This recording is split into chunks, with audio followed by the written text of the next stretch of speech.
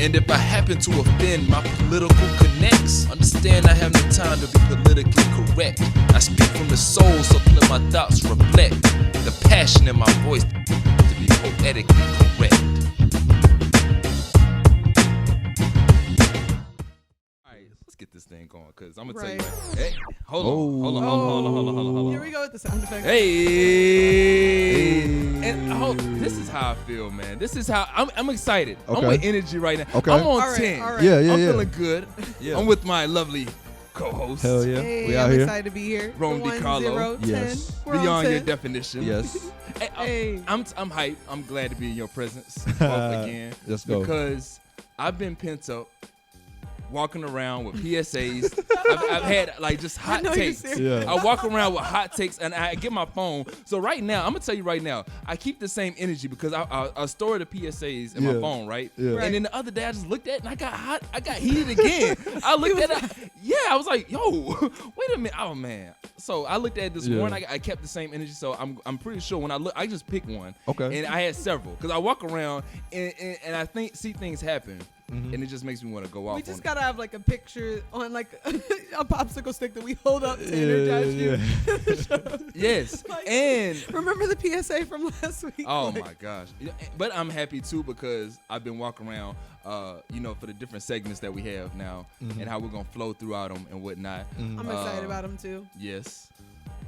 So I was Shout, like, shout out to Mariah for sending in the video too when she was off remote, you know what I'm saying, somewhere Yeah. else. Yeah. Are they gonna see that today on this episode? Or? nah, we're gonna save it. Okay. Okay, gotcha. okay. Yeah. It'd be like a rain check, when you're not here. Yeah, Yeah. something in the chamber. Just keep it. Something in the chamber. Yeah. Yeah. So Yo, we need to I almost want to cause I imagine you like walking through the grocery store and the PSA hits you, like you see something crazy. yes. Like, I wish you could That's film it. exactly I wish what you could film the happens. moments, man. Is it like when Raven had a vision though, and it'd be like, That's pretty much what happens. I see some shit happening, and I'm like, yo, what is going on in the world? Yeah. It's 2018. It's 2018. This is still not have okay. we have these different things, and if this is your first time watching, wait a minute, hold on. Right. Hold on, Yeah. hold on, Right. Stop this. What's going on? You gotta give him I that am title. poetically. This is Rome DiCarlo, Mariah, aka Beyond Your Definition? aka No Hat, AKA Pyro, aka with the dreads out today, Why do we have to? do AKA these? Fresh Retwist. aka with the scarf on, but it's like 80 degrees outside. Oh. Oh, okay. I'll take You that. didn't have one to bounce off. I'll take that. Okay. I'm still looking with the 2 buttons, All right. but the one Oh, button's no. done. What are you trying to hide or cover up with the? Just put the other See, 2 oh, buttons. no. They want to be together. They're already. It's like they're looking at you like, so we I want to don't know what he's join, but doing. yeah, I'm not I'm sure. over here chilling. We could like meet up, but I mean, Not I think quite. it's a look. I'm not sure. it is the look. All right, I'm done with the roast. Oh, but if you're listening, watching for the first time, this is poetically correct. Yes. So Right. we just got talking. Yes. We've been talking for like a good minute, Hell yeah. and we didn't even introduce the show. We came in with that But they were energy vibing though. with us. Yeah. Right. We was with it. Episode 15. We 15 in already? We're 15 in. Crazy. Damn, bro. We're a teenager. 5 over than what originally thought Better this with was time. planned out. Wow. Yeah. Oh yeah, we was just gonna do it like Like seasonal. 10. Like it was gonna be like a 10 10 episode ep- season, and then we was 10 gonna pause. Wow. And then Yeah. it was just like, nope, the content's here. We got to keep going. Yeah, Yeah. and it grew from there. So we got It's a mission really cool now. to see the progression, though. Hell yeah. We got a mission. I think when you have a mission, you gotta, put it to the. Yeah, to stick Right. to it, man. You gotta Yeah, so- Teenager right now, we gonna be middle aged, living to like our Mm. our old trying to age. get this driver's license though. Wait a minute, you don't have your driver's license? No, We he's saying 15, the, man. the We got one more- podcast. we got one more year. 16. Come on, we live in North Carolina. Oh, okay. 15 and a half. Okay. Yo, Lee was about to get mad. He He's like, you ain't got your was. driver's license? He was You like, got how'd here- you you get got here here, whipping? bro? Asking Lauren for rides all the time Right. and stuff, Ah, man. What man. you doing? Hey, yo, real quick. Y'all won't see, but hey, I gotta shout out Lauren Shalair. Shout out Lauren Shalair in the Hey. building. Yes, 'cause she- Yeah. Dope poet, like Phenomenal. just amazing. The queen female of the voice Queen of City. A queen of the Queen City. Let's like, go. Yeah. All right. That's enough of that, Lauren. You had enough of your shine. See, we're gonna get it to you later. Yeah. Oh, but so I think one of the things that we've added into the show is being able, as poetry, we're gonna hit so many different things as Yeah. poets. As far as how to start a poem, not how to start a poem, but just different things of like being creatives. Right. Poetic justice. Far as things that go on in the society that we want to have impact for with our voices, but even more with our actions. Absolutely. And then sonically correct, where we kind of like look at different Cardi. musics, songs, and kind of break them down because to really understand why you like what you're listening to, why it really hits, how is it being flowed, the cadence, understand the cadence behind it, Right. and then and we got a personal favorite, writer's block. Yes. We're gonna talk about like just prompts and how to get out of Exactly. like dry spells with writing when like nothing comes. So that's gonna be fun too. And to start off the show, I think to start off the energy of it, we have our poetic virtues. So I want you to go ahead and Talk about my poetic virtue. Yeah. It's something I give to people, different virtues of life that can help us throughout our walks and understand, Well, I got a very fitting one for this week, man. Oh, I'm excited. This week, our poetic virtue is going to be confidence. Ooh. See, y'all don't understand. When y'all look at this set right here, there's so much confidence in what people are doing with their art, and it requires that because society doesn't necessarily, beat down your door for it. They're not really providing spaces. I seen Mariah get up there and kill it at her feature, and one thing that stuck out was the confidence. I see Lee get on different stages and try different things where he's interacting with the crowd. He's shouting out affirmations for the crowd, and all that requires confidence because, a lot of people, I know for me, I never really like to do crowd participation because sometimes I wonder what if they don't respond. But that, you got to work through that. You got to push, and you got to just be like confident. Like, I'm going to do this, and it's going to add value, and because of that, people going to be a part of this. So confidence is very important. Have that in whatever you do. Don't be scared to, if you feel like you want to do something, just do it. You know what I mean? And do it like you got it, because you do. Right. Oh, Yeah. the air horn at the end of that joint. Don't forget about the air horn. Yes. Yes. That was beautifully said, Ron. Did you practice that? A Nah, word. man. I was off top. Yeah. A word for us today. I think we talk about confidence a little bit, but I want to hit real quick. When was one time that you was on stage and you were feeling it? Like you were about to hit stage, feeling the confidence just Just dripping. radiate through you. Like my man say, I got that juice. How I forget his name? Dang. Yo Gotti? Yeah, Yo Gotti say I got Yeah. that juice. You know what I'm saying? That's bad. I sound like my damn daddy. What's that rapper name? Oh, I do that all the time. And I'm like, oh, you're old as hell. But what's that time that you had that juice flowing, but then you hit the stage and then damn.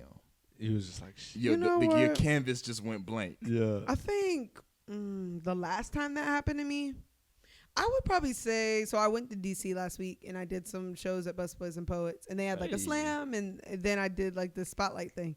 But it was Martin Luther King Day, right? Okay. And I was just like, oh, like everybody's about to come out deep to the show. Like I'm hyped, da da da.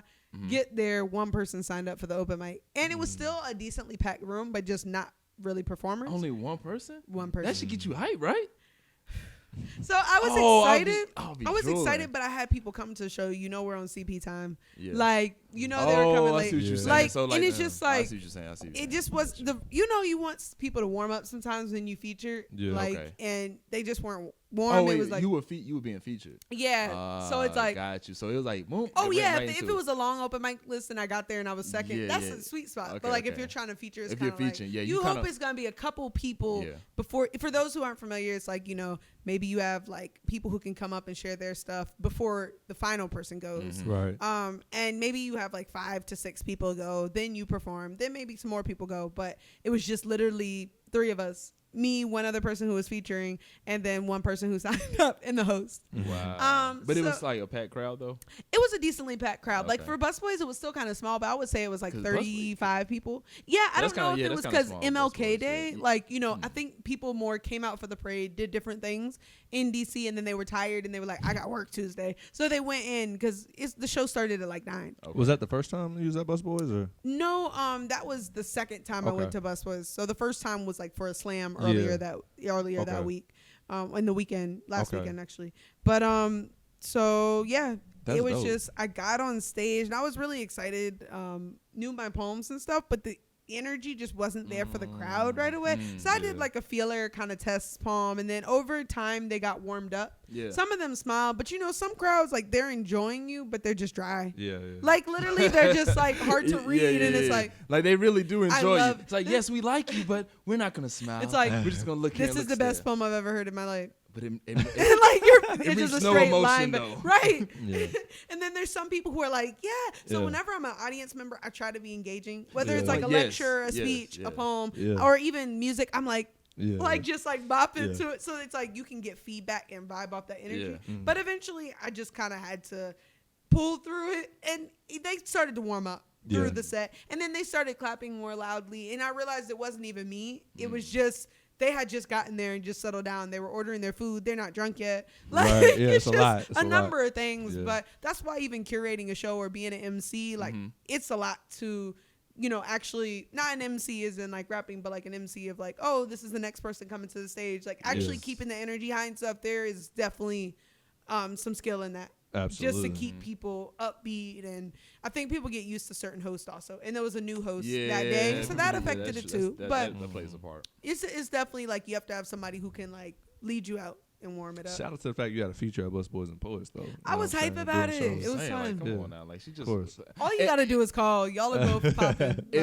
Look, if you don't know about the poetry scene, and that's the whole thing, we want to like grow and grow and grow, show Right. and expose people to different True. things, right? Yeah. But if you are aware of the poetry scene, Bus Boys, that's Poppin'. and when you go to DC, that's where they have several locations in DC. I don't know like off the top of my head. I just know I think it's like 3 different locations. That's a I think few. they may even have 4 4? now. Okay, yeah, okay, it's but 4. it's like one in I know it's one on like Virginia. that Arlington. 14th Street. One on 14th Street. Yeah. There's one in Brookland, and then there's I can't remember where the 4th one is. Okay, but and when you go to that DC and that or the surrounding areas, you gotta go to Bus Boys. And they have amazing bread pudding. Just saying. Well, shout out to the And bread homemade pudding. ice cream. Yes.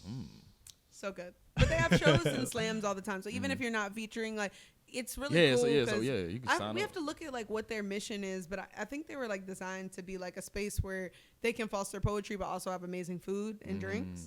So it's like they literally built this establishment just to be a place for people to have open mics, have slams, have weekly features and shows. Yeah. So they're always about, if you get to DC, like if you Nice. look up each day of the week, they usually have some type of thing going on. Yeah. But yeah. I think it's even dope you said something about looking up their mission because I feel like I was the only person that be on that wave these days is figuring out why they doing what they doing. Right. It's important. It's definitely like meeting a need, and that's Yeah. just cool for the foundation to be built on literally eating and poetry. Right. Like, Absolutely. and people like it. So Oh, well, go into that real quick before we hit because you talking about like people like going straight and you people not being there. I know Yeah. we were talking about the whole confidence thing, and you kind of getting on stage and suddenly kind of losing a little bit. Right. Yeah. Wait, did you have an episode like that? Man, I just keep thinking about this one time when I was performing, right? And I was spitting and I forgot my words. And this is early on. I forgot my words and I got embarrassed 'cause I forgot them. And I like turned around on stage. I turned my back to the crowd. Man. And the guy who was MC, he's this OG, shout out to Beast. He lives in Atlanta now. He was like, don't ever turn your back. Blah, blah, blah. Well- he was like, just keep going. People don't even know you really messed up. Yeah. And I was like, Did yeah. you turn your back like, let me get myself together real quick? Yeah, I was like, Okay. and I turned around, put my hands on my face, and I started thinking. And I turned back around. Because now you know what I realized? You can kind of play that off, and they don't know. They think it's part of the act. True. spin real quick. Yeah, like spin, and then make it real dramatic, like you know, so like you revealing yourself back at it. You know what I'm saying? Yeah, I could have finessed it, but I know how to do that now. Yeah, you know how to so do it, now when right, I right. stumble, I know how to save it. Or, And you know what? I realized now, if I stumble, I go to another piece that's kind of Yeah, similar. yeah. I'll be Or like, start freestyling. Like, Yeah, you could. Well, if you're good enough to do that, Yeah, if that's you what. good at- yeah. That's what I want to be doing. I can't do all that. Oh, whoa. just be like, this sounds good. Like, let me Freestyle. throw this. Right. yeah, gotta go to it. Just put the words together until you find yourself back at it again. Do you find yourself doing that too, Lee? Or What's that, like- a freestyle sometimes too? One time, like the Your Smile joint. Yeah, yeah. Okay. that's just like. It's got some space for that. Yeah, Okay, that's got yeah. space all day for that. You know what I'm saying? Yeah, it depends too, cause like some of the joints, I wanted to make it feel intimate, like you talking to somebody, like you talking Okay. conversation. So it's like a yeah. Right. So some of the joints, like you got space. Hell yeah.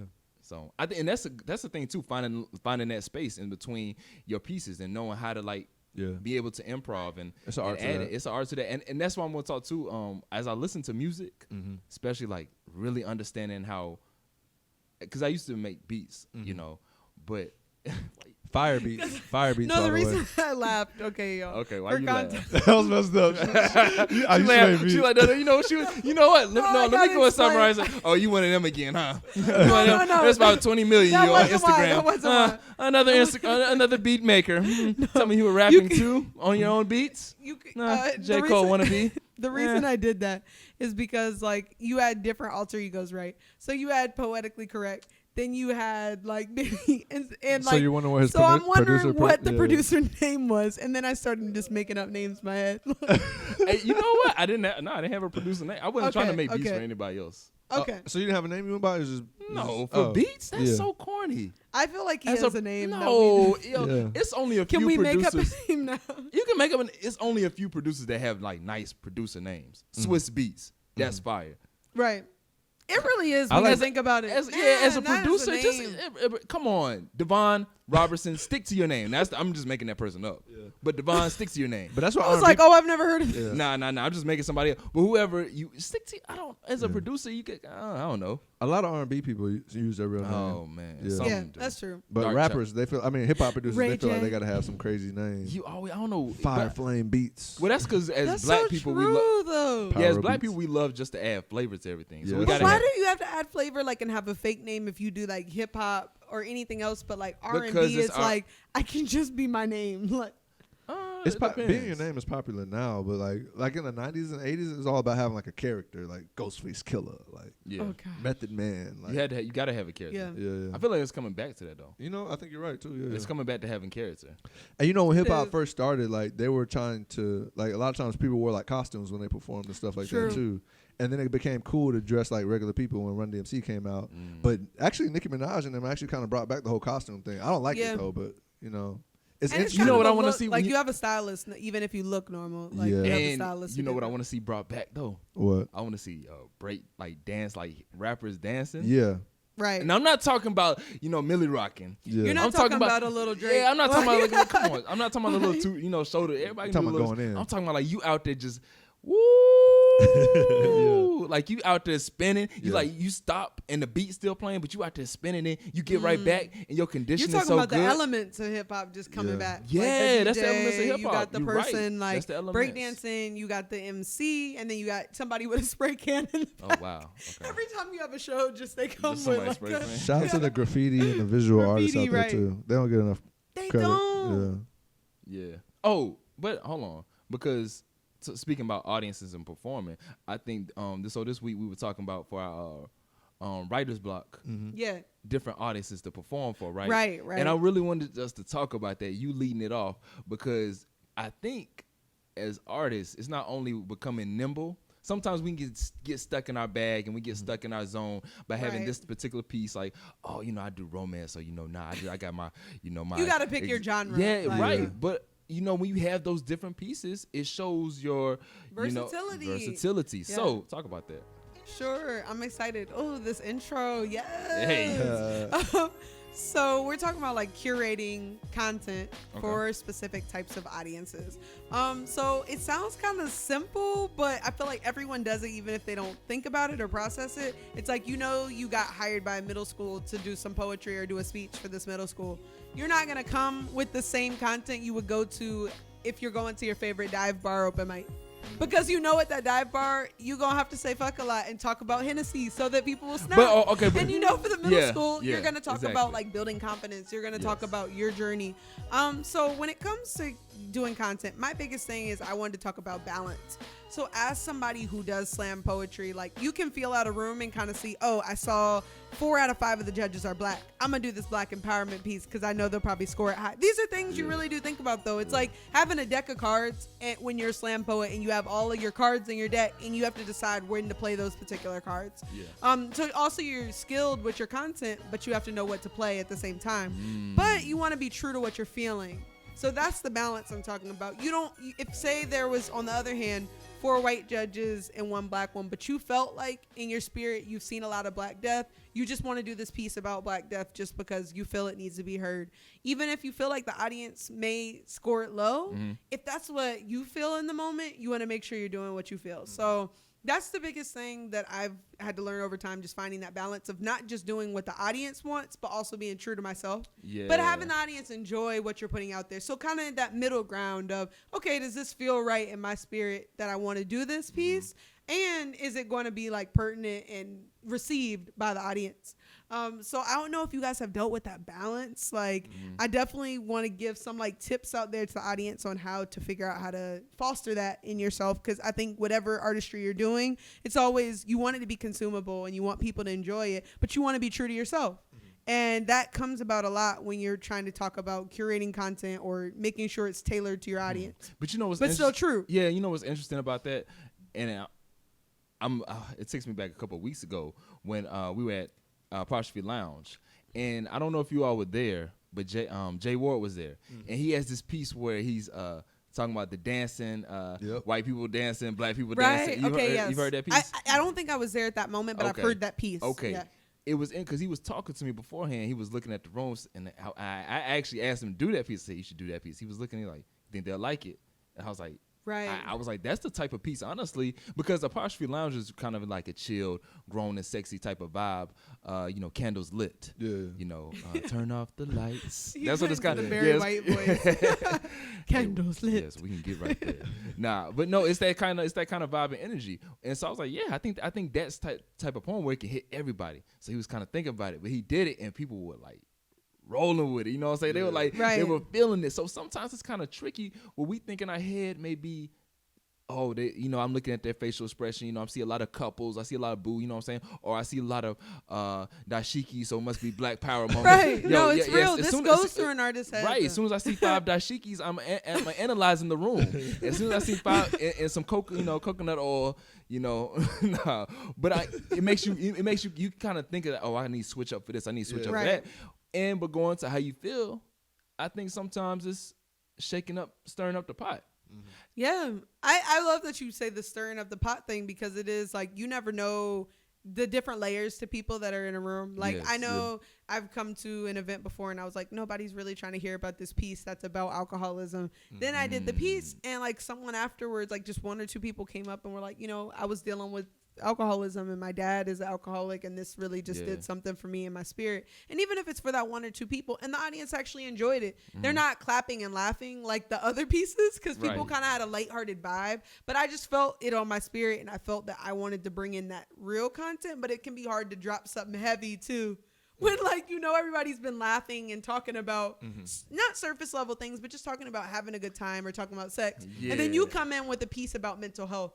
And it's like, how is this going to sit with the audience? But you got to stir the pot, like you said. Okay, I'm going to let you go real quick. No, I feel like you always got to go by what you feel, though, because you don't know what people are going to get from it. So I feel like that's important, because, I know I've been in that situation, and I make that switch, and you make that switch, and you don't perform with the same conviction because that's not what you wanted to do. Yeah. Or sometimes you didn't practice it as much, so you mess up, and then you be mad at yourself for not sticking with your gut. So. Oh my gosh, we're perfect with the segues today. Yeah. So you're at one end of the spectrum of saying stir up the pot, fuck with the audience, and you're like, no, you've got to read the audience, and I'm like, you got to. I'm not saying that. I'm not saying you got to read the audience. No, true to yourself, and go by the vibes, and I'm in the middle, you got to do it. But I will say this though. That's when we talk about delivery, how you deliver that joint, because you could talk about mental healthness. Mental health. What the hell I just say? Mental healthness. I think you're thinking of wellness too. I was gonna vibe. Yeah, with I just got so much health and wellness. Yeah. Wow, those words really just jumbled in. I was thinking the other day I was thinking too. I was like, I know so many words in my head that I've come to a point where I forget words. Wow, yeah. That's not good. No, don't say wow. No, because it's terrible. almost being 30. I silent. I was like, yeah. I was like, I know these words. Where are they? Come back. No, I want to have. What was that word? Yes, I want to have intellectual conversations, and no more than 4 words. But anyway, going back to what we're saying, it's about delivery, because you can talk about mental health and be dry and mundane, or you can just be that monotone. Or you can have such a character with it. You can bring it to life, and then where it's the party was still up here, you still keep it up there but you're bringing a message with it. You know who does that well, switching into hip hop, is Kendrick. Right. Yeah. He talks. Pour up, drink, swimming. That's about. Right. Alcohol. It's about not drinking, but it gets played at parties where you're drinking. Which I wonder how he feels about that, because I've never seen an interview with that. But it is kind of ironic. But it's the same way. He had so much conviction, and it was such an energy that people can get upbeat off of it and actually pour up and drink. Yeah, and you know what I hate? Who does? Oh, man. I love this guy. Is this like a prequel to the PSA? No. I just love this guy, but Cole, man. What about him? Okay. Cole. What about Cole? I feel like he gives that message. Yeah. I feel like lies are about to be spread about my baby daddy. No lies. No. It's not lies. It's not lies. However, I feel like sometimes Cole can get a little comfortable. I feel like he's in the studio with his socks on. Yeah. The lights are low. Stop. He's so passionate about the message. Cole, man, don't put us to sleep. I love Cole, and that's something that's been knocked against him. is that he can have that same kind of tone. He has a smooth cadence, and like I think that ties in perfectly to what we're talking about. Like it's kind of like putting yourself. Tie the knots. Put the bow on it. I feel like you're talking about people who kind of sound the same, and when you don't have inflection in your voice, you can lose the audience because they can kind of get mundane. Like it goes back to the sonic side of it. It's just like if you're saying things in the same way all Roses the time instead of saying things in the same way. Like if you actually say things at a high pitch, lower pitch, people are bound to listen a little bit more. Like if you're just doing the same cadence the whole song, people can get tired, people can get bored, or just. And Kendrick got so many bags he can jump into because I Right. was talking about he's got like 4 or 5 voices he can do. You know, Nicki tapped into that same thing with having the different voices. She does, yeah. Nas does the same thing. Really. Not like to characters we know, but like for example, when he did the song "Like He Was a Gun." Yeah, like he will do a lot of things he like that to where he's yeah. just being creative about perspective and changing up his voice or tone. Yeah. And that's actually the challenge for like our listeners and for us for this week. Just going back to curating for the audience. Okay. So there's 2 parts to this. So one of the parts is, I'm doing this specifically for like MCs and poets for this week. But 1 2 1 2. Yeah. If you have like a poem that's memorized, say it's a love poem, I'm gonna use Benny as an example. So like a love poem, you need to say it with conviction as if you're saying it as it's something solemn or something like angry. Like so you're giving a different emotion to something than what it really was intended to be. And this is just like so that we can really understand like the power of our energy and our like actual emotion we give to pieces, because sometimes we just get into like saying something off of memory and not putting that energy behind it. So if you were trying to say a love poem but convey it as if you're talking to someone you're angry at, or convey it as if you're about to cry, and it's about something happy, like and you can do the vice versa. Like you could do something, you have a sad poem or about something serious, and then you're trying to say it as if it's a love poem. Just kind of playing with those emotions, and I'm excited to see what comes out of it. And then the second part of it is for just a fresh page, like actually writing something new this week, because I know that can be tough. Actually trying to write something to a particular audience that you've never had before. So like we can make up each other's audiences right now if we want to. I think we should assign. Okay, we can assign because audiences. I think when you think of something in your own head, it's like already curated to what you. Exactly. Yeah. So. Okay. I'm trying to think of hard. Okay, retirement home. I'm gonna say that Rome's writing for a retirement home. Then I'll let you just assign me a random place. So it's a place. Or and just with an audience. I got an audience. Yeah. Oh damn! Honestly, okay, I'm gonna switch it up then. Switch it on up. Switch it on up. Switch it on up. Yeah. A voting rally. Okay. Isn't that her bag already? No, a voting rally. Okay. I'm giving Lee a voting rally. I was like, has she done it? Yeah, she looked like she was ready for it. Why don't you just add a voting rally? No. I feel like you were adding voting rally. I was ready. I feel like she looked too ready for it. Yeah, when I said it, she was like, yes. She was like, oh, yes. Okay, got one in my back pocket. You know right when you now. act like, oh, man. I got Good like save, Lee. Good save, bro. Yeah. So you got to give her one now. Dang. You know what? That's how. It's tough because she does a lot. Yeah. Oh, no, you don't. Uh-oh. Oh, God. Your audience? Yeah. Here we go. Are the trap niggas. The trap Oh, niggas. my gosh. You found I've never gotten into that bag before. I know. So we're about to find it. I'm excited. You're at an event. You're at an event. Where it's the trap. Like when I say trap, I mean it's like it's 808s, heavy. And here you come on the stage. What's up? Poetry. Your poetry reading. All right. All right, I'm ready for it. I take the challenge. So Challenge accepted. hold on. Are we gonna like do this? Like, are we gonna like spit these on the mics? Come on, next time we on here, like we can. That would be fun. All right, bet. Okay, so we're gonna have it for the next time. Okay. So we gotta hold it each don't have to other's be nothing long. It could be just like something short. Okay, cool. Right. Yeah. He put that disclaimer in. He saw that. I'm trying to tell. I just want to look up on my friends. Okay. I'm look up for my friends. We'll take it. Yes. No, but I'm excited for the trap. So you got the retirement home. I feel like Rome has something for the nursing home too. Man, this is politically correct Rome. Okay. Are we getting politically correct Rome or L.A. Rome? Where are we at in life right now? Why are you doing this? Because there is an L.A. Rome. I don't know if I'm L.A. Rome for retirement homes. I don't know what that look like. Okay. But so I might have to become political. What are you today? What are you today? Today, are you L.A. Rome? I'm feeling I've been feeling DC-ish all week though. Oh, DC. I've been wearing the boots. You know what I'm saying, with the pea coat. I just been on my DC thing. Yeah. Lately. Okay. Okay. So I'm coming in a different bag. All right, I'm cool. I like that. I'm I gonna like try that. this I like something that. different. I like it. People would like you at the nursing home. Yeah, I'm a vibe with these old folks. He's man. gonna get a buddy. I have no idea what energy Then to after come this, with. we, I actually wanna after do that this, this we year. sign him up to No, like this is challenging for volunteer me. at a nursing home. Because my style doesn't go with older crowds like that. Because you start I'm yelling. rapping. I'm and they be rapping like, and yelling. baby, Not here, I say y'all- nigga a lot. Like, I don't know how this Yeah. gonna go. Let me tell you, back in the 30s, we didn't use that word. I'm gonna have to because- figure out how to be more intimate. and Benny's gonna have to be serious because he's at a political. Oh, Yeah. I'm excited. Oh man, I gotta be serious. Oh, we got mean, to I have get- fun at a voting rally. Oh, what? We at a voting rally? Oh, Oh, we're about to be God. turned. What did we do?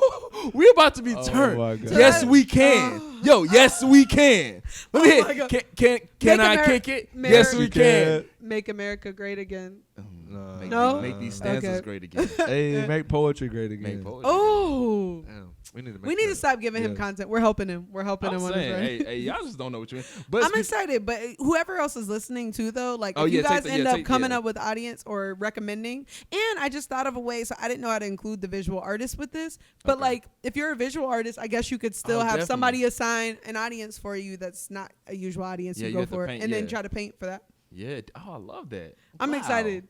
Like I Yeah. really, if you create something off of this, please let us know. Yeah, let 'Cause us I'm- tag us, if for the I like that. And speaking of like content audience, you were just talking about like I like how you just did all that right Yeah. there because tying bows just all over the tying bows because like we have this segment now called Legal Easel.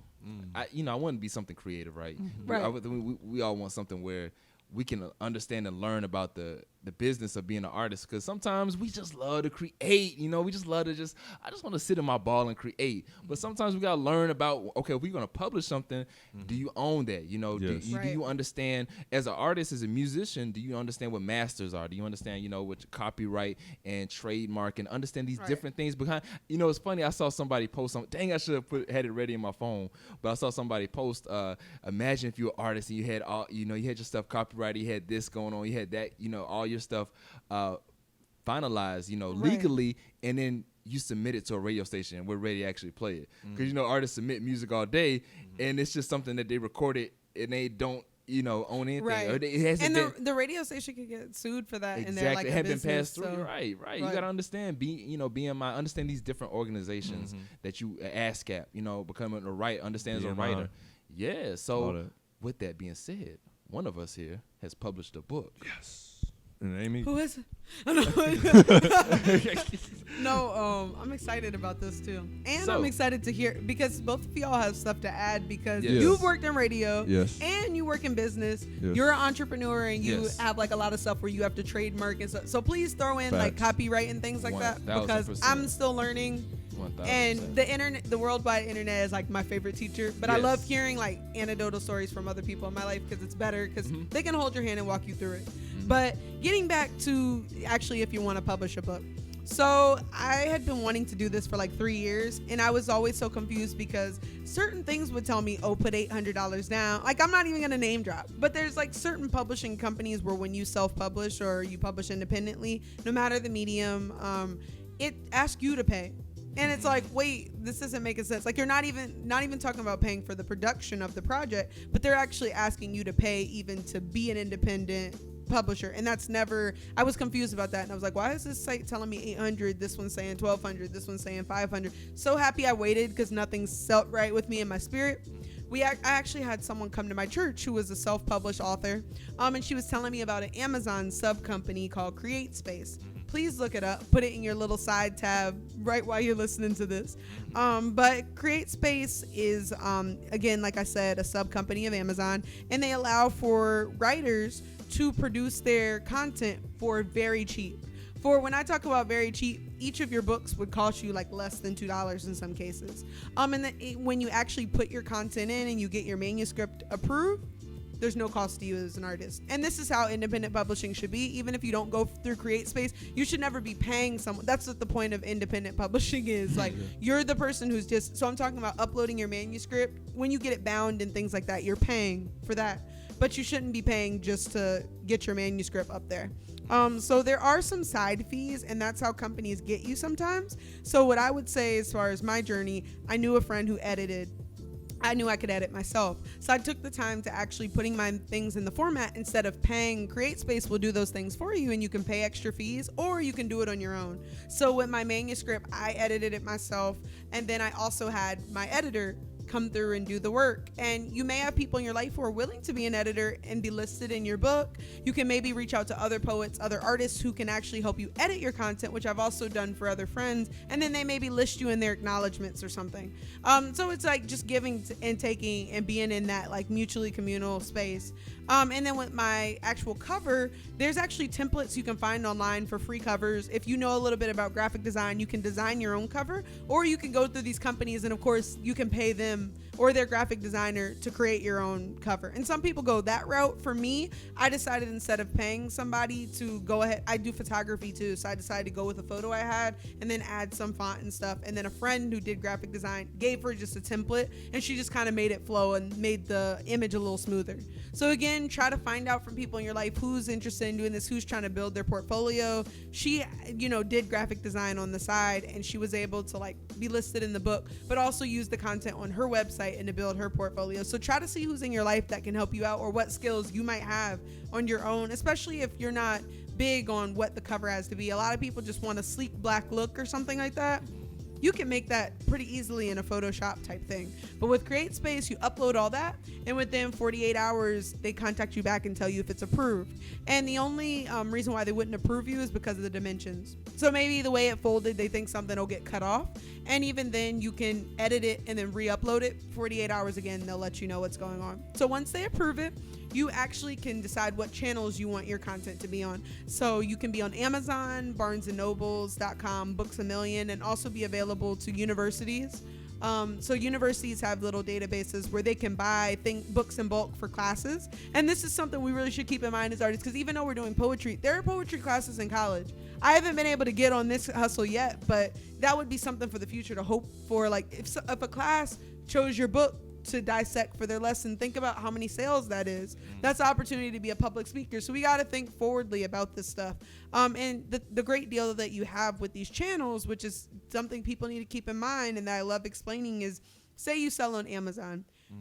So no one really broke this down for me, and I learned on my own, but like they sent a percentage of what you make is going to be given to Amazon. So for example, if your book, you decide to set, you get to set the cost on CreateSpace, and you should always be able to set your costs when you're doing independent publishing. When you have a publisher and stuff, that's a different journey. But say you set your cost at $30. If you sell your book on Amazon, they are going to take a certain percentage of the profit. So maybe every book you're going to be making $17 and Amazon's going to be taking the rest. Now that is kind of alarming for some folks, but they're also going to be shipping, and so someone can be ordering a book when you're in your sleep and you're not being bothered by it. It's just monthly they'd be sending checks to the account you set up with them based on how many book sales you have. And it also allows for people to Google your name. They can find you right there on Amazon. If they have Amazon Prime, they can do the free shipping deal and still get the next day service with Amazon. But you're also giving up a little bit of the profit you're receiving. You can also buy directly from CreateSpace if you don't want to go with doing it the third party way. And you could buy wholesale your books at like say $3. And so you could buy in bulk, and you could buy 100 books for $3 a piece. Then you start doing shows. You take them to the open mic circuit with you. You take them when you feature, and then you sell them. And you can actually set your own price. Another thing you can do is working with bookstores. You buy it wholesale at the $3 a piece. And I've talked with like just bookstores and been like, okay, are you willing to buy in bulk? Buy 15, and instead of selling it for 30, maybe you decide to say, I can sell it for 20 if you buy 13. They keep it in store, and then they can reprice it at whatever they like. Or you can set up a deal with them. But just kind of understanding about, the differences between like selling it yourself versus a third party doing it. And there's pros and cons to both. With Amazon, it does suck when I see how like they shows you the breakdown really well on CreateSpace of how much you made. And so you're seeing like, oh my gosh, I made like $700, but I gave like $250 to like this company who's not even produced this content. And it does suck. But at the same time, you made $700 while you were just sitting around. Yeah. And they were able to, maybe you ran across other audience members you never would have seen, because if they don't know me directly, but they happen to type in poetry tag on Amazon, maybe my book comes up as a suggested thing they want to look at. Right. But in the same time, I think both are the best. Like, so it's available on Amazon, but if I'm talking to someone, I'm not going to say, oh, get my book off Amazon. I'm going to have books with me and then sell it right there and say, oh, you can get an autographed version for me. Or some people will like have a pin that you can get with their book if you buy it directly from them. Just having a way to still set yours apart and still do sales on the side for yourself, and you can actually ship to people. So I also, on my pages on Instagram, will sometimes be like, oh, I'm doing signed books right now. DM me if you're interested, and then I'll just ship it to the person, and I just charge them the fee for the book plus shipping. So there's ways where you can keep most of your money if you have the time to actually be, promoting on your own and shipping things on your own and signing. You can always say your copy will be autographed because the other copy will be coming directly from Amazon. But there's different avenues and ways to go about doing it. And I definitely think you can keep more money in your pocket if you sell it directly. But also you get more exposure if you're on the other entities. So I would say both are until your brand is on that level where you don't need a you can just publish your own, and you can always turn off the channels whenever you like, which is also a nice feature. So it's like if I wanted to edit something in the bio written about me on Amazon, I could go up there and edit it tonight. It won't be updated like tomorrow, but it takes time for them to approve it. But you can do that. You can also have your things available on Kindle. I really am just trying to let people know about Create Space. They're not paying for this ad, hold on real quick. but, Hey, yeah. shout out to Create Space. God damn. We need that sponsorship. Right. Sponsorship. Right. Hey, Create We need Space. that Where check. you at? yeah, Where we you need at? that check. But, But no, I'm yeah. glad you're able Yeah, to find for a sure. place that you could trust. Right. And be That's able the to, thing. I think that's one thing, is be able to provide those gems to others, because so many times you meet people, they want to hold back the secrets, or no, Right, I'm it's not like, going to no, tell I you. want people to Yeah. get like and published. if you had a place that you use that you trust, then okay, check it out. But also being resourceful, that comes upon yourself to see what else is out there. Yeah, but that may have worked for you, but then someone else may, I heard of this part right here. Right. And then they can compare and see, okay, I like this because they can do something that maybe they saw was better, or Create Space can do something that they see is better fit for them as well. Right. I'm glad you brought that up. There actually was some artists, this was when I was in New York, but that would go straight to like printing companies and actually just make a deal with them. So they would say like, oh, like if I do 700 books, can you charge me like $5 a book? And they made that deal. Then they just made that deal. Oh, and it's a great deal right there. So that's another way. Right, too. because you can always, and you have to know negotiating too, and understand how to negotiate. Look Right. up online. forgot the What's sites the now. going rate? Right. and- What's the market value? Always, anytime you get into a product selling, you have to know what the market value is. Of course, you create your, you think of your own worth and value, but Right. it's good. You want to see, okay, what are people actually charging out here for this? Because you may either be too low, or you may be a little high. But And if either you- way, you need to be knowledgeable about that. Because knowledgeable- you could be short selling yourself. Or Exactly. even, we were talking the other day about like, oh, how much do you charge to feature? Like even just talking with friends, even if you don't go professionally on the internet, but like, oh, when you do this, Because how nobody much do you tells you charge? online. I'm gonna tell you right now. No Have you one ever looked tells you. online? For what? It just how says much? booking. How much someone charges for like a feature? No, I never. Yo, I have reached out to OGs though to figure out what they charge. Yeah, and that's Right. what you have to do, because I don't know if it's an insecurity thing or if it's I'm gonna be private. Now I will say I understand about the negotiation part. Yeah. People don't want to put a price out there because they may feel they can maybe negotiate for a Right. little bit more. And I think Yeah. a lot of the time it's sliding scale. Like that's It's such a exactly buzzword right now, but sliding, it's yeah. true. If you're doing something for the Boys and Girls Club, like No, seriously, it's not gonna if be you, the same It may as- be right, about no, the no, I got- community, yeah, and you may exactly. want to do it because you're into actually fostering the youth Yes. and like mentorship. Versus when you're working with a university that you know has like a huge pot of money, Man, go ahead and and you charge 'em. like charge Charge them 'em. for what Charge you're them. working. Charge them. So yeah, no, Damn it, charge them. Yeah.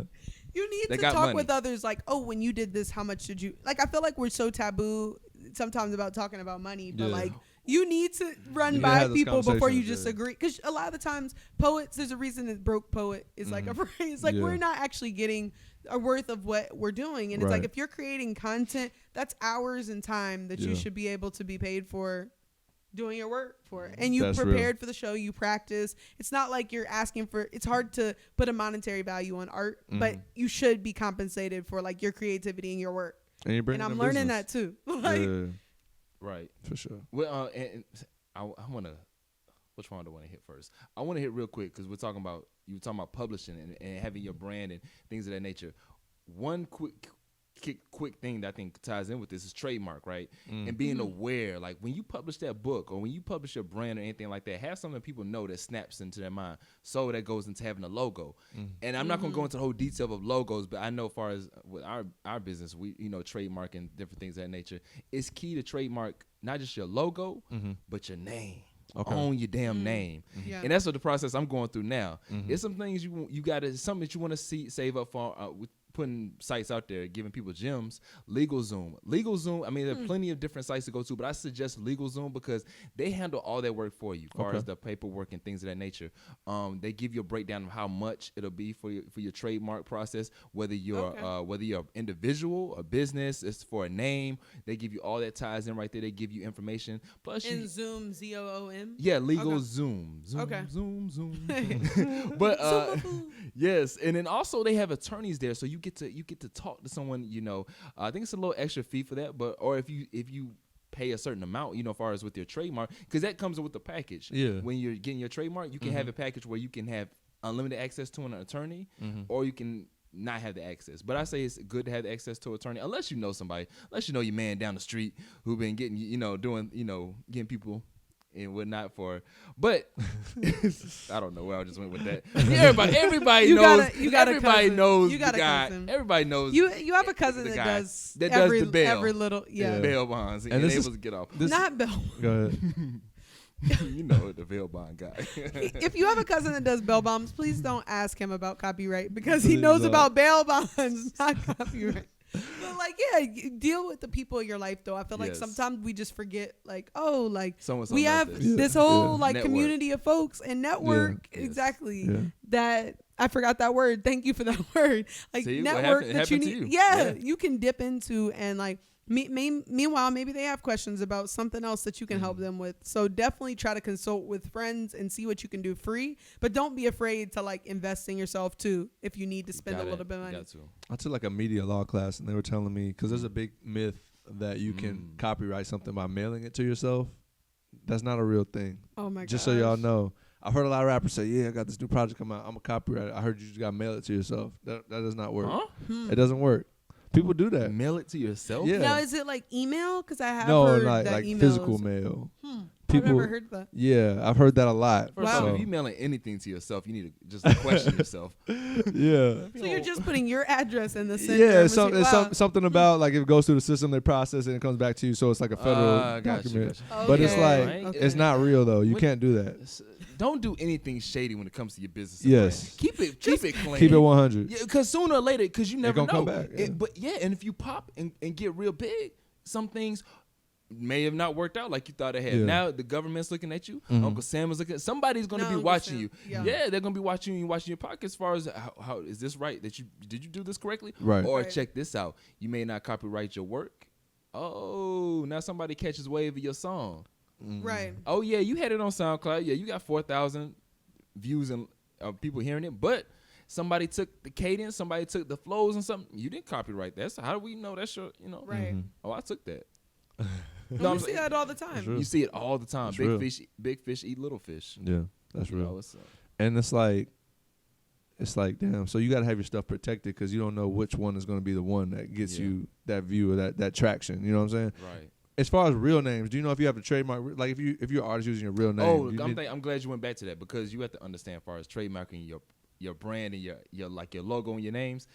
It's typically tied into what field and industry you're in. So with Poetically Correct, there's somebody that has Poetically Correct trademark.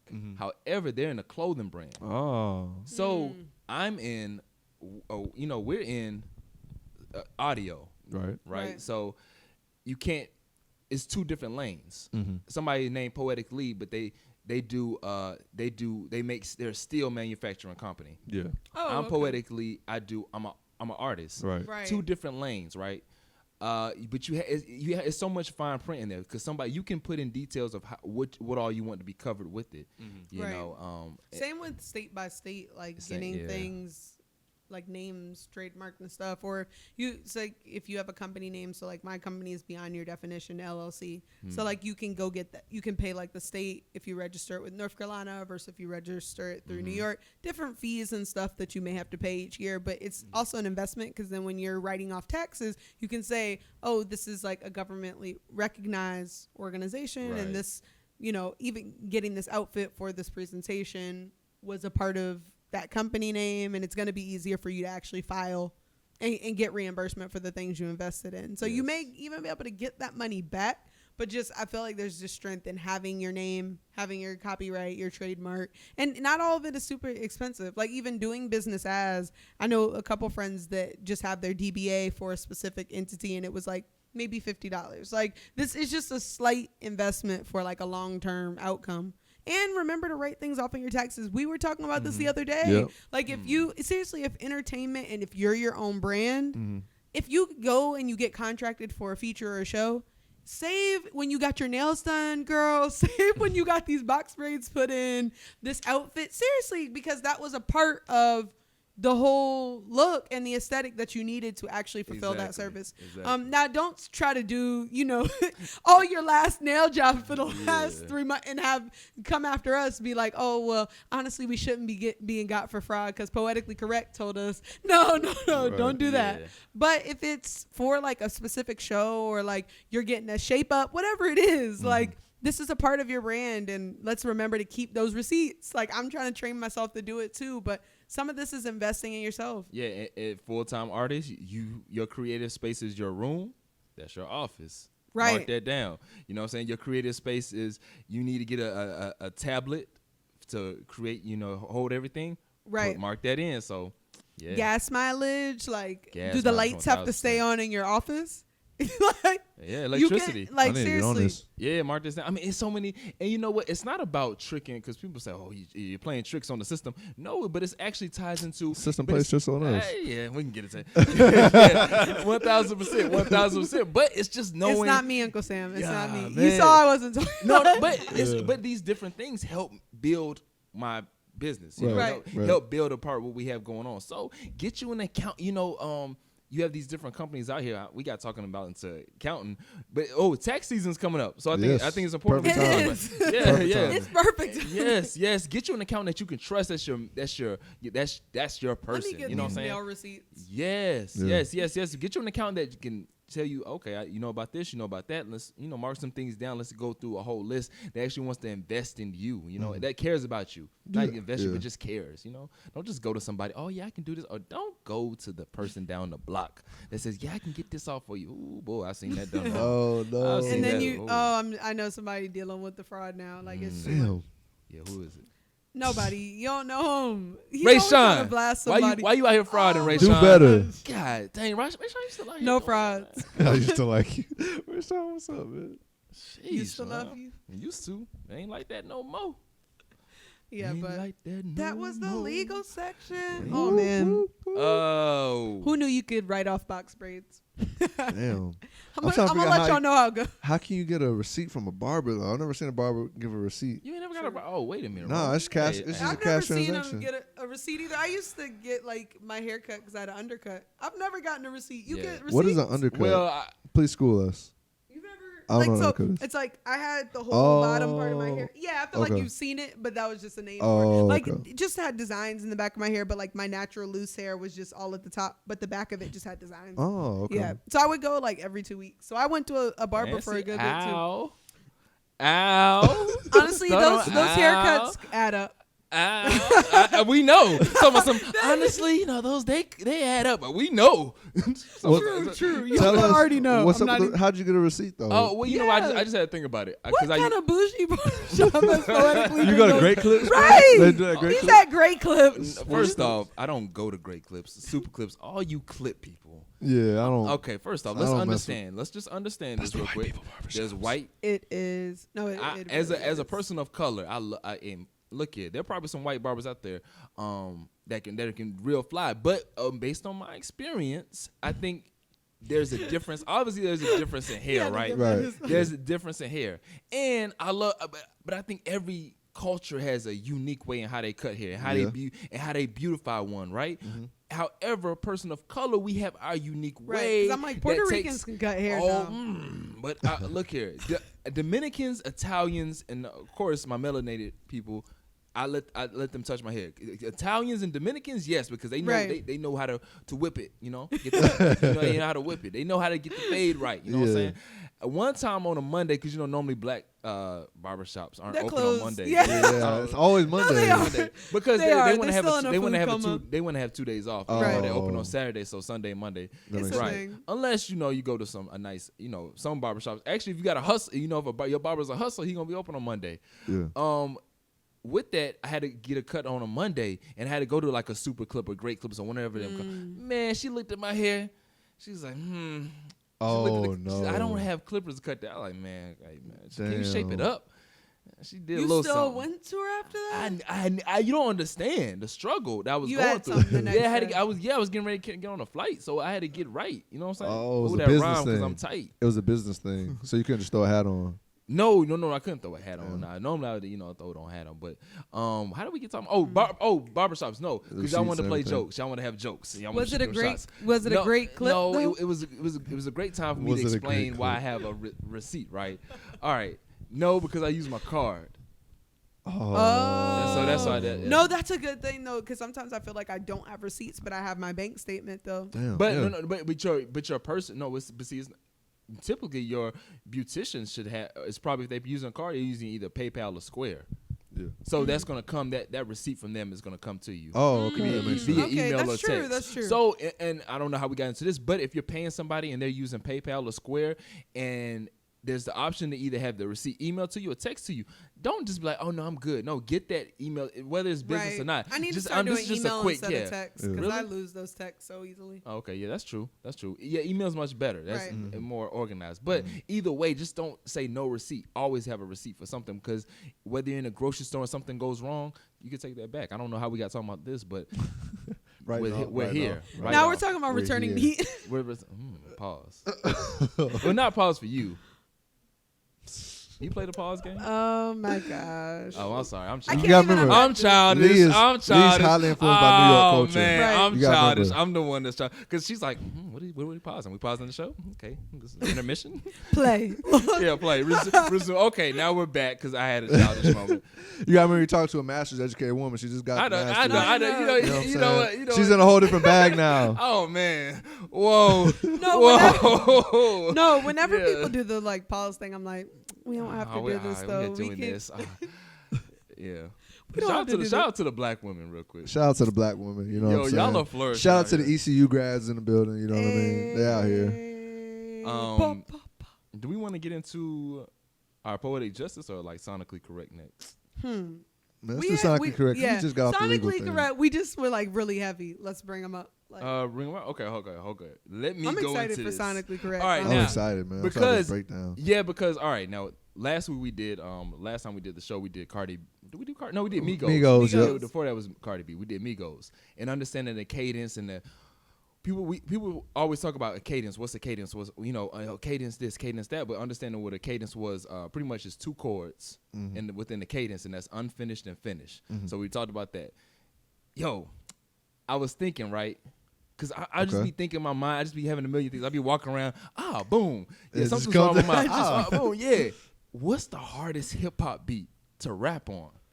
And I was thinking like, what's the hardest one? And we've been up in times, right? Yeah. We did the Cardi B, we did the Migos, but I Right. wanted to take it back. Okay. Oh, here I we wanted go. to take it back. Hold on. Is it 'Cause Pac or Biggie? What's your guess? I feel like we should guess. I know what I got in my head. What you y'all saw, think? but y'all saw the show list, so y'all know. I didn't Y'all even so saw corny. it. They so corny. Hey, you know what? I'm not even gonna do that. Y'all so corny. Oh, what is the guess? No, you know what I'm saying? Like, oh, what do you think? But we saw, but we saw, what? Really? I can't even do that to the listeners and the viewers. I'm not gonna let y'all just be corny like that. Oh, What do you think, man. Rome? I don't know. Let's see. And then when I would give it off, whoa. Okay, all right, that's enough. When you But- skim the show list. and Right. skipped Oh, so y'all over. didn't see it. Y'all just That's looked why we were really laughing. You just looked at your names. I and know didn't my really part. say- okay, all right. Anyway, this right here goes in. I'm gonna take it back real quick. Hold on, because this is probably one of the toughest beats. Hold on, let's get. When you really still don't know. Oh, Yeah. you took it back. Yeah. Now, Wow. Rock the boat. I wonder. You know what? LL is one of hip hop's. He's a legend. First off, Right. he's He in the is. Hall of Fame, in my opinion. Whether you want to talk about how many hits he has, or do you want to just talk about his rapping, his flow? But Rick Rubin produced this, and Rick Rubin's produced some others. You know, he always brings that rock and roll style, because that's the background he comes from. He brings that rock and roll to hip hop when he's with Def Jam, when he was with Russell, and when he did. Now the only one I don't really like lately is the Eminem joint. He did the Walk on Water. I don't know if you heard that one. I don't Okay. know. All right, we talked about that once, but let me stick with LL. I was thinking, what's the hardest hip hop beat to rap on? Because we sometimes just hear beats and we're like, oh, that beat's fresh, or really, that's a tough beat. But sometimes the rapper understanding that there's things that are kind of the way the instruments are being played, it's kind of tough to rap on, or understand how to fit your bars within the beat pattern. Right. Beat pattern is so key, right? So I'm gonna go right here. Hold on. We're gonna start off back from the beginning. All right, so I want to stop right there. I'm gonna bring it back to when you listen to him. I want you to listen to his beat I want you to listen to the beat pattern, but then I also want you to listen to his rhyming scheme. So Okay. I want you to see if you can catch the rhyme scheme. Okay. LL Cool J is hard as hell. Battle anybody, I don't care, you tell. I excel, they all fail. Gonna cocktail, double L must rock my bell. So if you Wow. look at his rhyme scheme, it goes tell, expel. It's all hitting that beat pattern of the dun, dun, then- dun. No. It's not right. It's not just, oh, I'm getting on this, you know what I'm saying? Just rapping. And so the importance of that. Now I just want to start right there. The importance of that and why. Okay, someone say, okay, well that's not really hard, but you have to know as an artist how to hit that beat right there with And to me, it's kind of unique because I'm taking this back to I want to say 85, 86. 85, I believe, when this came out. I didn't research, but 85 is when LA hit the scene. I think this was one of his first songs.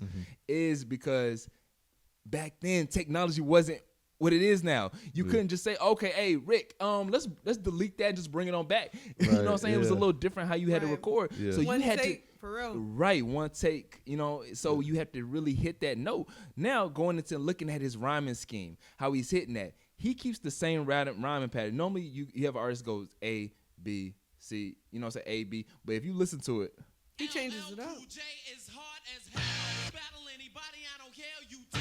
I excel, they all fail. Gonna cocktail, double L must rock my bell. he keeps it going all the way into the rock the bells, Right, which I think is kind of cool in one sense, because it's a great intro, right? We talk about understand what a great intro is. That right there, LL Cool J is hard as hell.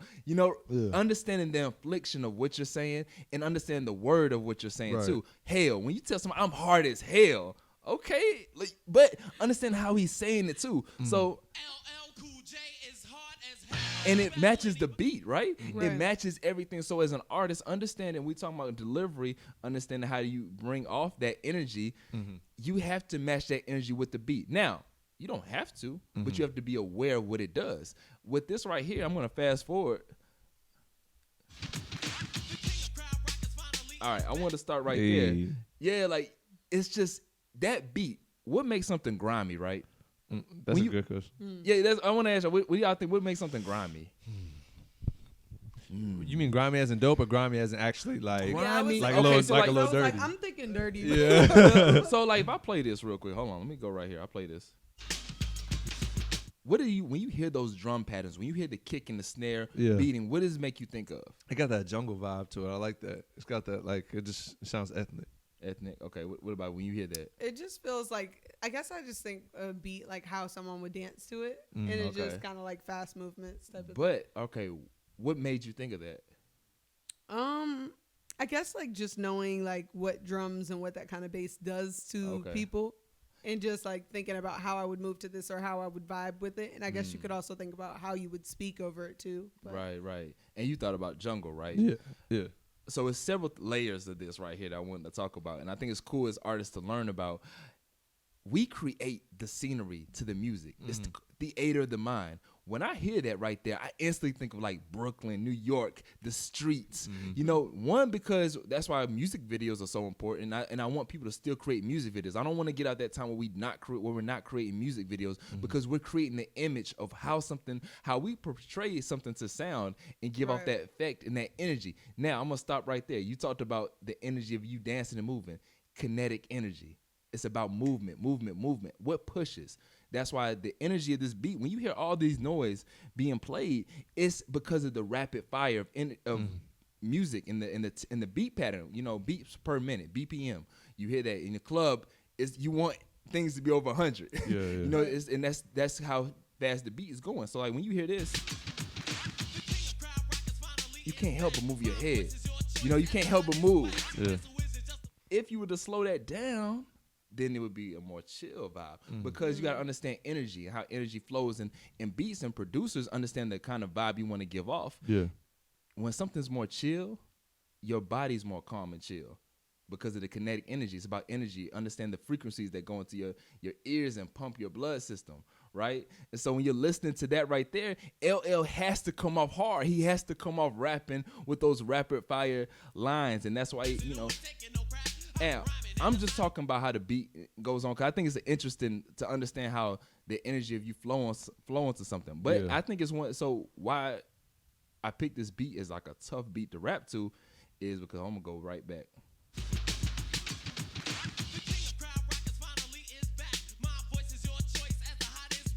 Okay, I want you once again go back and listen to his rhyme scheme and listen to the beat pattern. So I'm gonna tap off the beat pattern for you. Hold on, let me get it back. I'm gonna tap off the beat for you.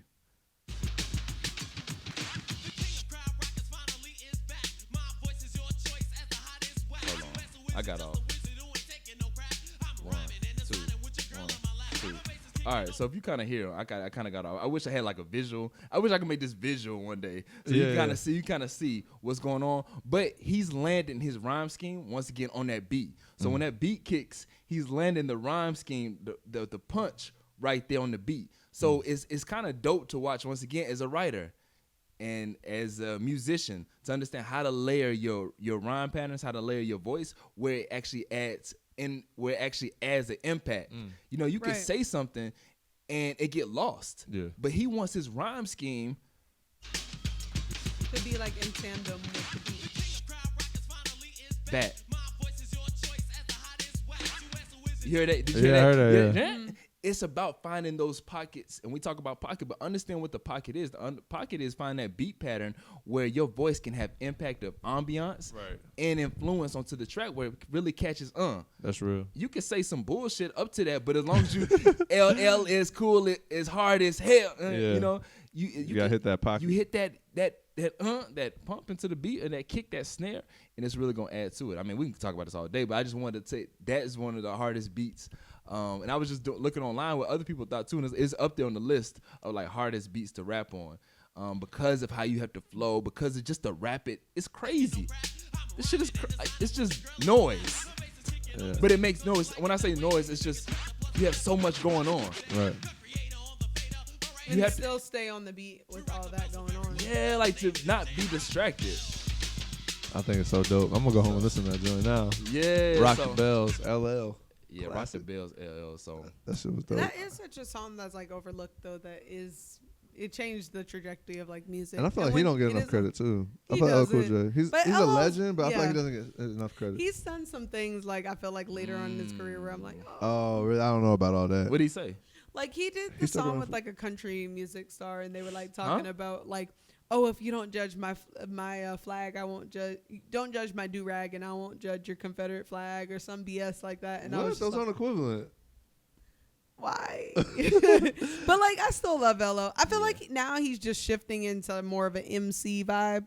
Where he's just hosting. Yeah, he's doing like hosting stuff. And when I say MC, I'm meaning like, you know, I guess he's moving from MC to MC. That's pretty funny. MC but to like, MC. He's just like now, you know, hosting like shows, television stuff. Or like he's just that go-to like wholesome like, so how did you feel like to contestants coming onto a show? I don't know. He can do that because he got the looks and he has the charismatic, you know, suave. Right. He had hits in 3 different decades though. Can't nobody take that away from really? him. I say Yeah. You look at I didn't Rock the know that. Bells. You look at hold on. You know, Wait, 90s, he had the song with Asante. Asante? Ashanti. Yes. Asante? Who is Asante? Please. No, this In the right here. 90s, he had Hey Lover. Asante. Nah, this right here. Hey, so Come smooth. on, yeah. LL was His voice Yeah. though. He was in his bag when he knew how to talk. Like, you know what I'm That's saying? confidence Yeah. right there. I've always thought about his name. Like, think ladies love Cool James. Who's gonna make you believe that that's like a hot name? Because He you had could that easily, confidence. he could easily get played for that if it wasn't, Right. if it didn't match. Yeah, But shoot, man. he just knew he had it though. If Yeah, you listen to him talk, he he believed always himself. got Yeah, confidence. I mean, Right. I mean, look at the dude. If you go back to '85 and look how he came into the game Yeah. with the The jewelry Kango. and the Kango and the Yeah. Adidas. Oh He wasn't man, playing. you can't tell this man off. I think with legends though, it's funny to see how legends age, right? Mhm. I was like on Nori's podcast. He does Drink Drink Champs? Champs. Yeah. Yeah. They had Big Daddy Kane. You saw the episode with Diddy? Just sidebar. Nah, I didn't see that. Okay, Hold on, never just talking mind. about on Drink On Champs? Drink Champs. That's talking about the old episode. It's old, right? Yeah, the one with Diddy and Fabulous. And Oh no, I didn't see that. I heard some clips though. That was Yeah, kind of wild. yeah. I heard some clips. What was he saying about the other joint? But Big Daddy Kane though, man, he's just one that hip hop lovers or just music lovers, if you love just lyrics and beats, Yep. just go back to listen to Big Daddy Kane. Probably one of True. the smoothest, guys. And it was kind of cool to see because I don't know, I wasn't in that time, but I wondered if he got clowned because he was kind of like the ladies guy too. Yeah, he was. You know what I'm saying? Right. He was the one that would do. He's an MC, a rapper that would do a motto in his draws. Yo, like you would get clowned, but no one would clown him because I bet because he was a battle rapper too. Mm-hmm. You know what I'm saying? Like he Yeah. could actually spit. Yeah, he was nice. So- And he don't get enough credit too because he was around the same time as Rakim. People always say Rakim was like the pioneer of man. that style, But I think Big Daddy Kane was spitting but- too. Right. The reason I don't think they get their credit is because they didn't. I don't know if they didn't age with. They didn't. They didn't age with the sound, They got so- moved out for sure. Right. So I mean, when the South hit, that crunk. That crunk. The That crunk crunk. has to be another. Did you know Nucky Buck is considered a classic now? People is a actually, classic. yeah. It is. Our generation been a knows, but like I feel like It's older like people. Beethoven, Nuck If You Buck is right there. That's going to be played. It's going to be played like family reunions when we're older. Right. Like It's gonna be called two-stepping. classical music when we get Oh old. man. Old kids gonna be like, man, turn that old music off. Yeah, that was Nuck If You Buck. That's hilarious that kids are really going to be like, turn it off.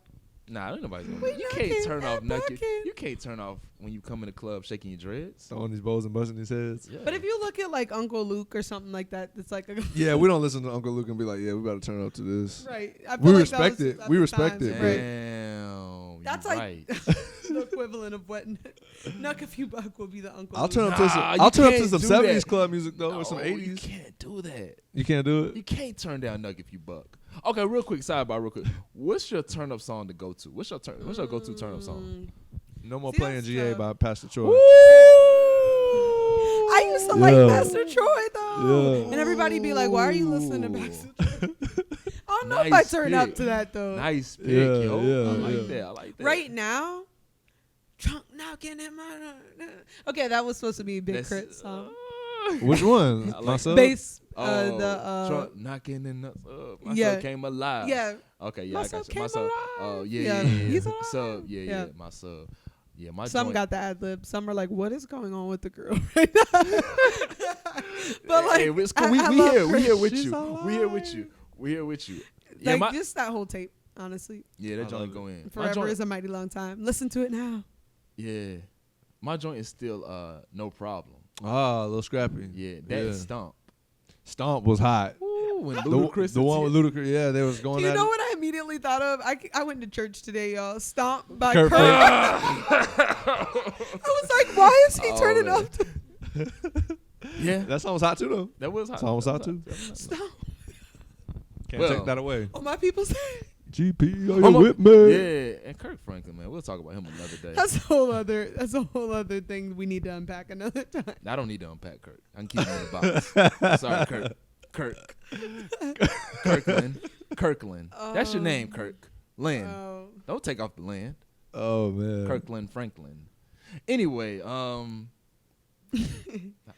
now that we're done with our I have to listen to See, that I on had my to ride home. Yes, yeah. What you gonna listen to? Stomp. Which By one? Young Which Buck. one? Young Buck. The right version. Young Buck. Yes. Oh my gosh. When Ludacris said, "Stay off the TIP of my yeah." Classic. All right. Anyway, done with our ignorance. Let's bring some. I feel like that was a male moment because I was Was just it? kind of like, Male. What's a male? A moment? male moment. it's just one of those where it's like, oh, I feel this, and I'm just kind of like, I think that's probably true because I feel like they identified with each other and we identified with each other. It was like Yeah, because y'all okay. came in Just talking like- about hair and shit. yeah. Not hair and shit, but Yeah, I got what Yeah. you're saying. you know what I'm saying. Well, they're gonna be in the club It's shaking their alright. dress pretty soon. I mean, you see, the process Shaking is my already. dress. Oh, that's such a good one too. Mhm. And Gucci think I love him. I be with him. Oh, What wow. song Oh, is that? That's a turn You up. don't one. love me. Yeah. I Okay. think all over. I Yeah. forgot about that song. I think Yeah. I love her. That's also just a classic. I feel like it's moving in that direction. Yeah, Gucci. I mean, Wasted. Gucci got a few joints that came out You know- Gucci won for 2017. Honestly, Yeah. just for coming back with and being so. That joint with Migos he had was hot. I love that song. That's I get the what- bag. Yeah, Bruh. yeah. I see a different type of wrong. have when you I see heard that. the song he had with Common? Gucci Man and Common. Yes. Nah. I never thought in my life he look it up on Apple Music. I'm trying You to just tell want you. somebody's mix. Somebody put a little It's- mix together. It was actually My good. favorite Common verse and my favorite Gucci No. song. It's the song they did together. Really? Like this is new Gucci. This is Common, like you the talking about clone. Common Sense? Yes. Oh, you talking about Common? I'm talking about Common from the block. No, I'm talking about Common Sense. Common This Glock. Common Glock. When I heard it, I was like, "What?" Like it happened. Was And it on Common's amazing. project or Gucci's project? It was on like Common's Gucci. project. Oh wow, Gucci Like got you know a. how he was just like the clone was just putting music out at one time. Yeah. Like that was when it was. Okay. We're not gonna talk about the clone. The clone still got hot. Like he's just a conscious clone. That's it. No. No. Okay. No. He's not You're having it. resistant. No. He's not having it. Man, let's get on. All right. We have important messages We do. to put out. Yes. There are several things that you have here to talk about True. on our poetic. Oh, be poetic justice or Mhm. make poetic justice. Kind of a Right. hashtag. You know, instead of just having the hashtag poetic justice, be poetic justice. Like be poetically justified into the system, Hell into yeah. what's going on. And be is a verb. It's action. Be when Right. you be something. Yeah. You're in the movement of being something. So we're in poetic. You don't have to be a poet, but it's being metaphorically and using your words, you and your actions to come together to make something beautiful, to make what you see beautiful. Why do you want to just look at something ugly? And sometimes what's going on government wise, what's going on society in the society, it can be a little ugly. So let's use our makeup of our actions to beautify Use it. our makeup. Yeah, let's yeah. So, but that's Put not some Fenty. yeah with some fancy Right. with some people. Like we're gonna add a little color to it. So I think it's you know, sometimes we look around and we wonder like what's going on, like what's happening. You know Let's what I'm saying? go, classic. I can't. But I also love this song. Yeah, Yeah, yeah. exactly. So what you got to talk to us? I know y'all been keeping up with our president and things that's been going on, and a lot of conversations about people coming from certain countries and not being accepted in, or trying to block people and get more people from certain backgrounds. Yeah. And you know what I'm saying? It's a lot of bull crap, because if you think about United States of America, all these niggas is from other countries. Not all of them. There's some people that was already here. Let's put that out there. But all the rest of these people was poor somewhere else trying to figure out how they was going to get a buck, and they came over here. And since then, just pretty much since the story of America, it's always been immigrants coming over here and people trying to keep them away, whether it's the Italians or the Irish or the Polish or the Jews or Africans or the Chinese. And it's happening now, and so it's a problem because people trying to keep people out of a country that is not even theirs, really. I mean, they stole it, so how you really policing who's coming in? I feel like it's really about keeping certain percentages of people as the majority, because Right. America is becoming a browner and browner country as time passes. So what's up? What's really up? What's really up? Trying to not let that power dynamic shift. That's yeah, really yeah. Right. And more importantly, what you're speaking of this past week, well, whenever you listen to it, until hopefully it clears up, but the government shut down. well, the government shutdown, that was one, but Haitians being denied work visas. Right. And no one is talking about it. It's like crazy. No one. I'm looking on these different news publications and sites. No one's really pushing. I mean, we're talking about people not being allowed to apply, which you have already working in government facilities. So it's kind of like, why can't these people come and apply for work visas? And it's like also like everything that's been done to Haiti over time too. Yeah. It's like they've just been Some black shitting magic. on. Some black magic's Right. about to fuck some people up. But see, people don't like to deal with Haiti because Haiti obviously is the only country that was able to overthrow, you know what I mean, the slave system that they had in Right. place, and they took it over. And since then, pretty much the powers that be have been out to keep them on the outskirts. And actually won in a Yeah. war against like Yeah, Europeans. yeah. But like, Mm-hmm. I don't know. I just feel like they just keep being shitted on over time. Mm. Like they've just been disenfranchised after and like lies have been told about them for so long about who they are as a people and what they've stolen. Like, and it's ridiculous. I think it is just a fear of like allowing people of color to be in a position of power or just too many people of color to be here so that they are going to basically whites are going to become the minority and they're trying to resist and push back against that. And it really is just sad because there's so many things in place to allow them to do this legally. True. So I'm just hoping that there can be a shift, especially when we see the president like owned a resort that had a bunch of like Haitian immigrants working for him. there. Oh, And wow. then he Yeah. has like all these other businesses that had immigrants working for him, but now none of the immigrants can be here because you came up on a, like you said, you came up on a buck and you don't want anybody else to. Like, Get one, And I think yeah. It's just ridiculous. It goes against the grain of what our whole country was built off of, which was kind of unfortunate because it was built off slaves. But there was slaves built the White House. That's what I'm just Yeah. like. Yeah. Yeah. Like, why are we surprised? There are a that lot of like, government facilities that were built Right. off slaves. But one of the things that we pushed for, especially when we had, Ellis Island, where we brought over those from overseas, was give us your hungry and poor. Right. Give us your hungry and poor, and we'll, accept that. But it's, Unless they're black.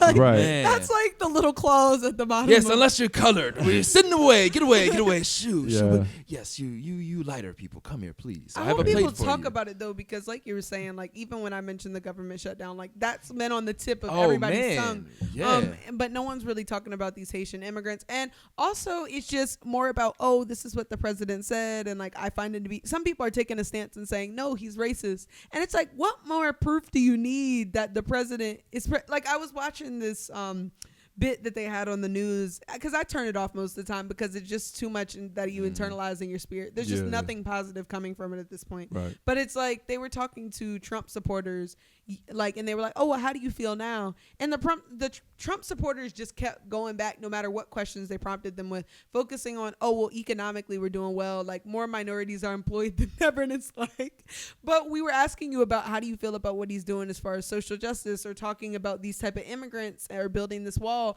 and like people just want to go back to the economics, and like that can't. They're just using like erasure, like, oh, one good thing, like the business is good, so everything else is fine.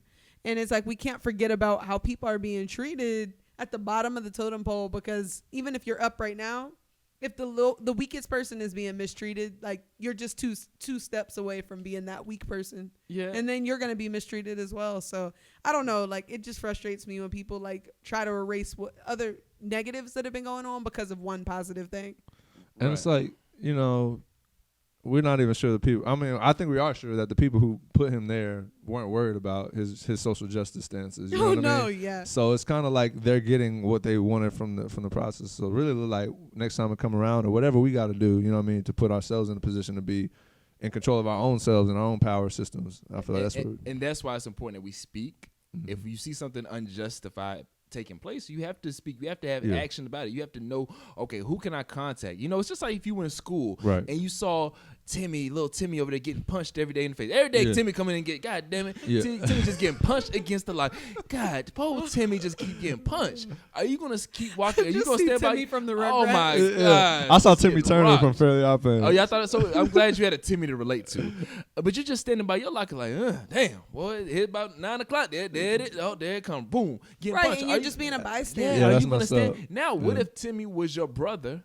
Timmy was your, just your cousin or your best friend. You see Timmy coming, boom, getting knocked. Are you still gonna stand there? Just like with the Haitian thing. Imagine if that was someone of your culture, of your descent, and being denied. Now you have somebody that probably is in another country and they can't apply to come here. Yeah. So, for Right, work, and for you're work not visa, worried till for work. it's like your ancestry or it's a country you're trying to go You're to, just looking until out- it affects you like Right. on an individual level. But it's too late by the time you're concerned about that. So Mm-hmm. I definitely hear what you're saying. Like we can't be bystanders. And even when you talk about action, you can repost on Twitter, on Nah, social media, yeah. and share like the fact that this is going on, because some people still don't know. And so it's also just raising the awareness. But is there other stuff people can do? Like, Contact your state representatives. Contact your state. Their information is on Google. Yeah. You Google everything else. Right. You now you're old. Sorry, somebody's now you're parent. old. yeah, You you Google Google everything else. Yeah, damn, I was just- having to but send some emails today, man. Yeah, but I'm serious. They sit and they serve you. That's what You're we got. paying them with That's your what we tax forget. dollars, right? You know, the people. I never thought about It's that. always been for the people. They're by the employed people. by you. Right, you pay. So if I'm paying you, I should be able to call you up. I can send you an email. You don't get in touch with them. You get in touch with their assistant, someone that works at the front desk. If it really bothers you, If you're diligent about if it. you're diligent, starting with our local governments, don't say shit until you go to a town hall meeting. You Right. know what I'm saying? Don't complain. You know what I'm saying? About what's going on in your city until you go to a town hall meeting or until you try to contact your mayor, the mayor's office. That information right there. People say, what do we do? What do we do? You have to contact these people because we put these people in position. Now, you may not vote for that person and they got into that position. However, now that they're in that position, we have to make a movement because to say something. We just had the Women's March yesterday, Right. against if you listen, whenever you listen to it, but we on this Saturday on the 20th. So Did anybody go? Or somebody that you went? know what? I didn't find out about it until yesterday. So I was like, Damn. dang. I was in DC and honestly I didn't go. I was getting my hair done, but not even to make it like surface level, but I don't know. I had mixed feelings about the Women's March just because like white feminism and black feminism, two different things. And like that's I true. went to the first Women's March and it was powerful to see the numbers, but it's just there's just a different feeling. Like, and I could go and unpack it, but it's just a long story of just again like building on our backs and then like getting the leg up and then just not even just yanking the ladder up. Like the moment you get a step up. And I don't know, I think there's some form where we need to come together clearly, but also like I can't really come together until we're celebrating our differences. Yeah. So it was so powerful that it happened, Well, but Okay. This- Go ahead. This girl, we went to this. They have this youth poetry slam for this group called Breathe Inc. And this girl, I think her name was Asha. Shout out to her. She actually won the joint, but she had this poem about white feminism, and she had this dope line that stuck with me. She was like, "To be a white feminist is to ask the black and brown girls to sweep up the glass after we break the glass ceiling," or something like that. I was Right. like, "Damn," Wow. because you know what I'm saying. It's like even wow. even Interested within in that, me, you know, yeah. even within that, they want to put layers of value on certain types of, like you said, Well- white feminism, black feminism. Yeah, but yeah, 1,000%. However, I think every case plays out a little differently because once again, it goes back to the Timmy analogy. It's like, damn, I don't care. Yeah, I understand that you getting punched, Timmy, but you ain't do nothing when I was getting punched. You know what I'm saying? You sat there and watched. Now, when you all are getting affected too, oh, I'm gonna sit here and stand too. But at the end of the day, what good does that do if it's still because the things that indirectly don't affect us soon directly affect us. Well, yeah, So- but I feel like it's just I feel what you're saying 1,000%, but I don't know. I I, think- feel okay, so the subject then was like the Women's March thing. I look at that different because it was women of color that started it, and now other white women jumped on it, of course. But yeah, it was something that they found that they could jump onto that they relate to. People have a relatability problem, and when I say problem, is because we tend to jump to things that we can relate to. A poet may jump to this show because they can relate because they're a poet. You know, someone that does country music may be like, oh, but then it's about understanding. If they really listen in, they may tune in and grab something that they weren't expecting to grab onto. You know, so when I look at that and I say, yeah, you kind of didn't jump. You kind of didn't help us on our other situations. You didn't help us when Tamir was killed. You didn't help us when Sandra Bland, those situations when we were marching out for that. But as soon as we put the whole title of, you know, you say just one thing is where it doesn't relate to a color, then you want to jump onto it. But are we accomplishing the mission? It's kind of like I look at the X-Men and how check this out. Magneto and Professor X came together to fight, but they were coming together for their cause of to keep the people alive, right? So why they had their differences, we can talk about their differences later on, which you need to address, which you need to face up. But damn it, if we need to keep this mission alive and keep our voice strong, because 1,000 is more than one, and sometimes I think we have to not put aside our like differences of what we have, but we have to look at, I'll say, the bigger picture. And then, okay, but you do realize at the same time, check people. I think that's when you be nimble and at the same time check people like, hey, yo, here, come on. I better see your ass next time too. But I'm gonna still keep this going on, because at the same time, at the end of the day, I'm a part of the issue. I'm a part of, you know, what's being affected. But yo, y'all come on now. Don't be punking out. We gonna step outside so we can box real quick. No, I don't know. Like, But it's dialogue though. No, yeah, so like I hear what you're saying as far as like coming together, but I think it's just when you're dealing with like intersectionality as a person, it's just you can't really pick and choose. I can't pick and choose what day I'm gonna walk outside and be like queer, or what day I'm gonna walk outside and be like just a woman, or what day I'm gonna walk outside and just be black. So it's like I'm all those things at once. So when you're dealing with like another audience that does pick and choose, and they do have that privilege to be like, oh, I'm a woman, and like I'm just gonna stand for that identity.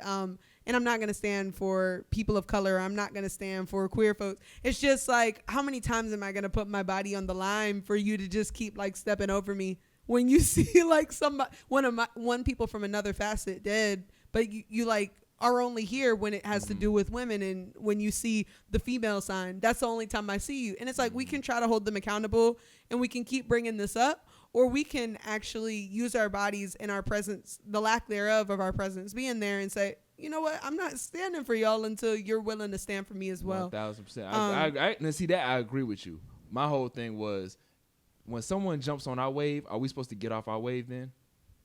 No, I don't think that's I'm only speaking about the women, because I know Tamika Mowry, and I know that there was women of color that started that. And so my whole thing, and I'm only talking about that because the other shit, okay, y'all phony on that. But I hate when we start our wave, of course, then they jump on it, and then we and then drown out the true, and it's kind of like, meaning. dang, but we have to make. That's where I'm coming from is, dang, do we just stop our wave then and let them soak it up? That's the same thing we've done in hip hop.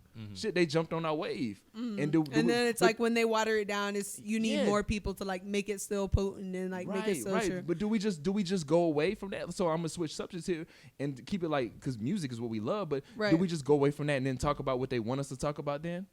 Talk about the booty shaking and things like that. I sound like somebody, daddy, the booty shaking. But but you understand what I'm saying? Do we switch it up and glorify the crime and glorify down in ourselves just because they jumped on? They like, but see, that's people take your wave. That's how they set the system up, because that's where they put the check. They put the check where, you know what I'm saying. But we can't dance for the amusement. So then we have to own our wave again. Absolutely. And that's why I'm coming from. I agree with you saying, but at that particular thing, like, it's like, dang, do we just kick away? Do we just not do we not stand on our own wave? And just because it's like we own something, but then somebody else come and it's like, okay, we here, you can have it now. Damn, that's so true though. Yeah, I hate doing that. Like, oh, okay, you can, yeah, sure, you know. Yeah. Like I built it, but it's like when I'm in the air, when I'm on an airplane and you had your arm right here, and then somebody puts their arm right there. It's like, all right, you can have it. That's basically what just happened. He's like, nah. No, this is my arm. I give you a little bit right there. Come on. That's real though. You're not saying no fake stuff, bro. I agree with you. Yeah. Though. You know what I'm saying? No, that like was my only. Hearing it from that perspective, it is just interesting because it is kind of like it hurts, yo. Yeah, it hurts. It's like wow, damn. like it's just you give up because it's like that. Not even give up, but like you just remove yourself because of the hassle and like the burden of it all. But it's also like, but you still have a right to be here, and so that balance is interesting. I do want to see how that plays out in hip hop with like when we have the Iggy's, we have like the Eminems, and Iggy? like. Iggy? Like we can replace the G-Eazy's, the Post Malones. We'll take Iggy out. Oh, you wanted to talk about Post Malone one time. Iggy's dead, yo. She's dead. No, like she's dead. I need to go. Can I go to? You know how people kill people on their Wikipedia? I need to go on her Wikipedia. She died. She died. You didn't know? I'm sorry, death. Iggy. Time of Iggy's death, family, 2006. Yeah, like come on, man. That was so. But there'll always be. There's always be others though. Oh my gosh, you can see when people are put in place to just do something so cliche. Yeah. I still haven't forgiven T.I. for that. T.I. ain't forgave himself. T.I. know the kind of bullshit. T.I. know the bullshit. T.I. know the bullshit he was with on that one. Boy, he was high. Whatever him and Young Dro was smoking. Him and Joe. I hope the check was big, but even Oh then, yeah, the check was big. That song did amazing. Money, yeah, find that fancy. That check, that check was big. but what did it really cost? What did it really cost? so much. Yeah. So much. Sometimes I wonder, like, the way black people move. I'm ready for us to come up with a new genre, you know what I'm saying? Leave hip hop, because that's what Right. when they started doing jazz, we came up with funk or soul. But when they they But started it doing is what funk. you're saying. They haven't like, taken hip hop. They taken rap. I firmly believe we still own hip hop Okay. because they can't. I don't Do- know. does it bother you I'm that- open- Lines are like- I'm opening this up. Let me ask. I was thinking about this yesterday, bro. Hot 97 is the biggest rap hip hop station and radio show. Their radio show don't really Yeah. got a black person on it, unless Ebro. I don't know what Ebro It's is. big in that. It's big in the Tri-City area. Ebro is Rosenberg's biracial. Jewish. But Lois Yeah. House is white. But Power. Laura Salles is white. Yeah, you never seen her before? I've seen her, but I thought she was like just white Hispanic. Oh, maybe she is. Well, that's, No, I like still I was consider just that white, telling though. myself that maybe it was a lie, so that I felt. I thought she looked. Hispanic. I thought she looked I kind of. thought she was too. Like I thought so. Well, What anyway, kind of But anyway, Hispanic, they're though? big I'ma in look that. it They're up big in that 'cause I area. wanna But know. you know, the Breakfast Club is as far as the biggest hip hop show. Yeah, and they They, black. they Breakfast Club and then Sway.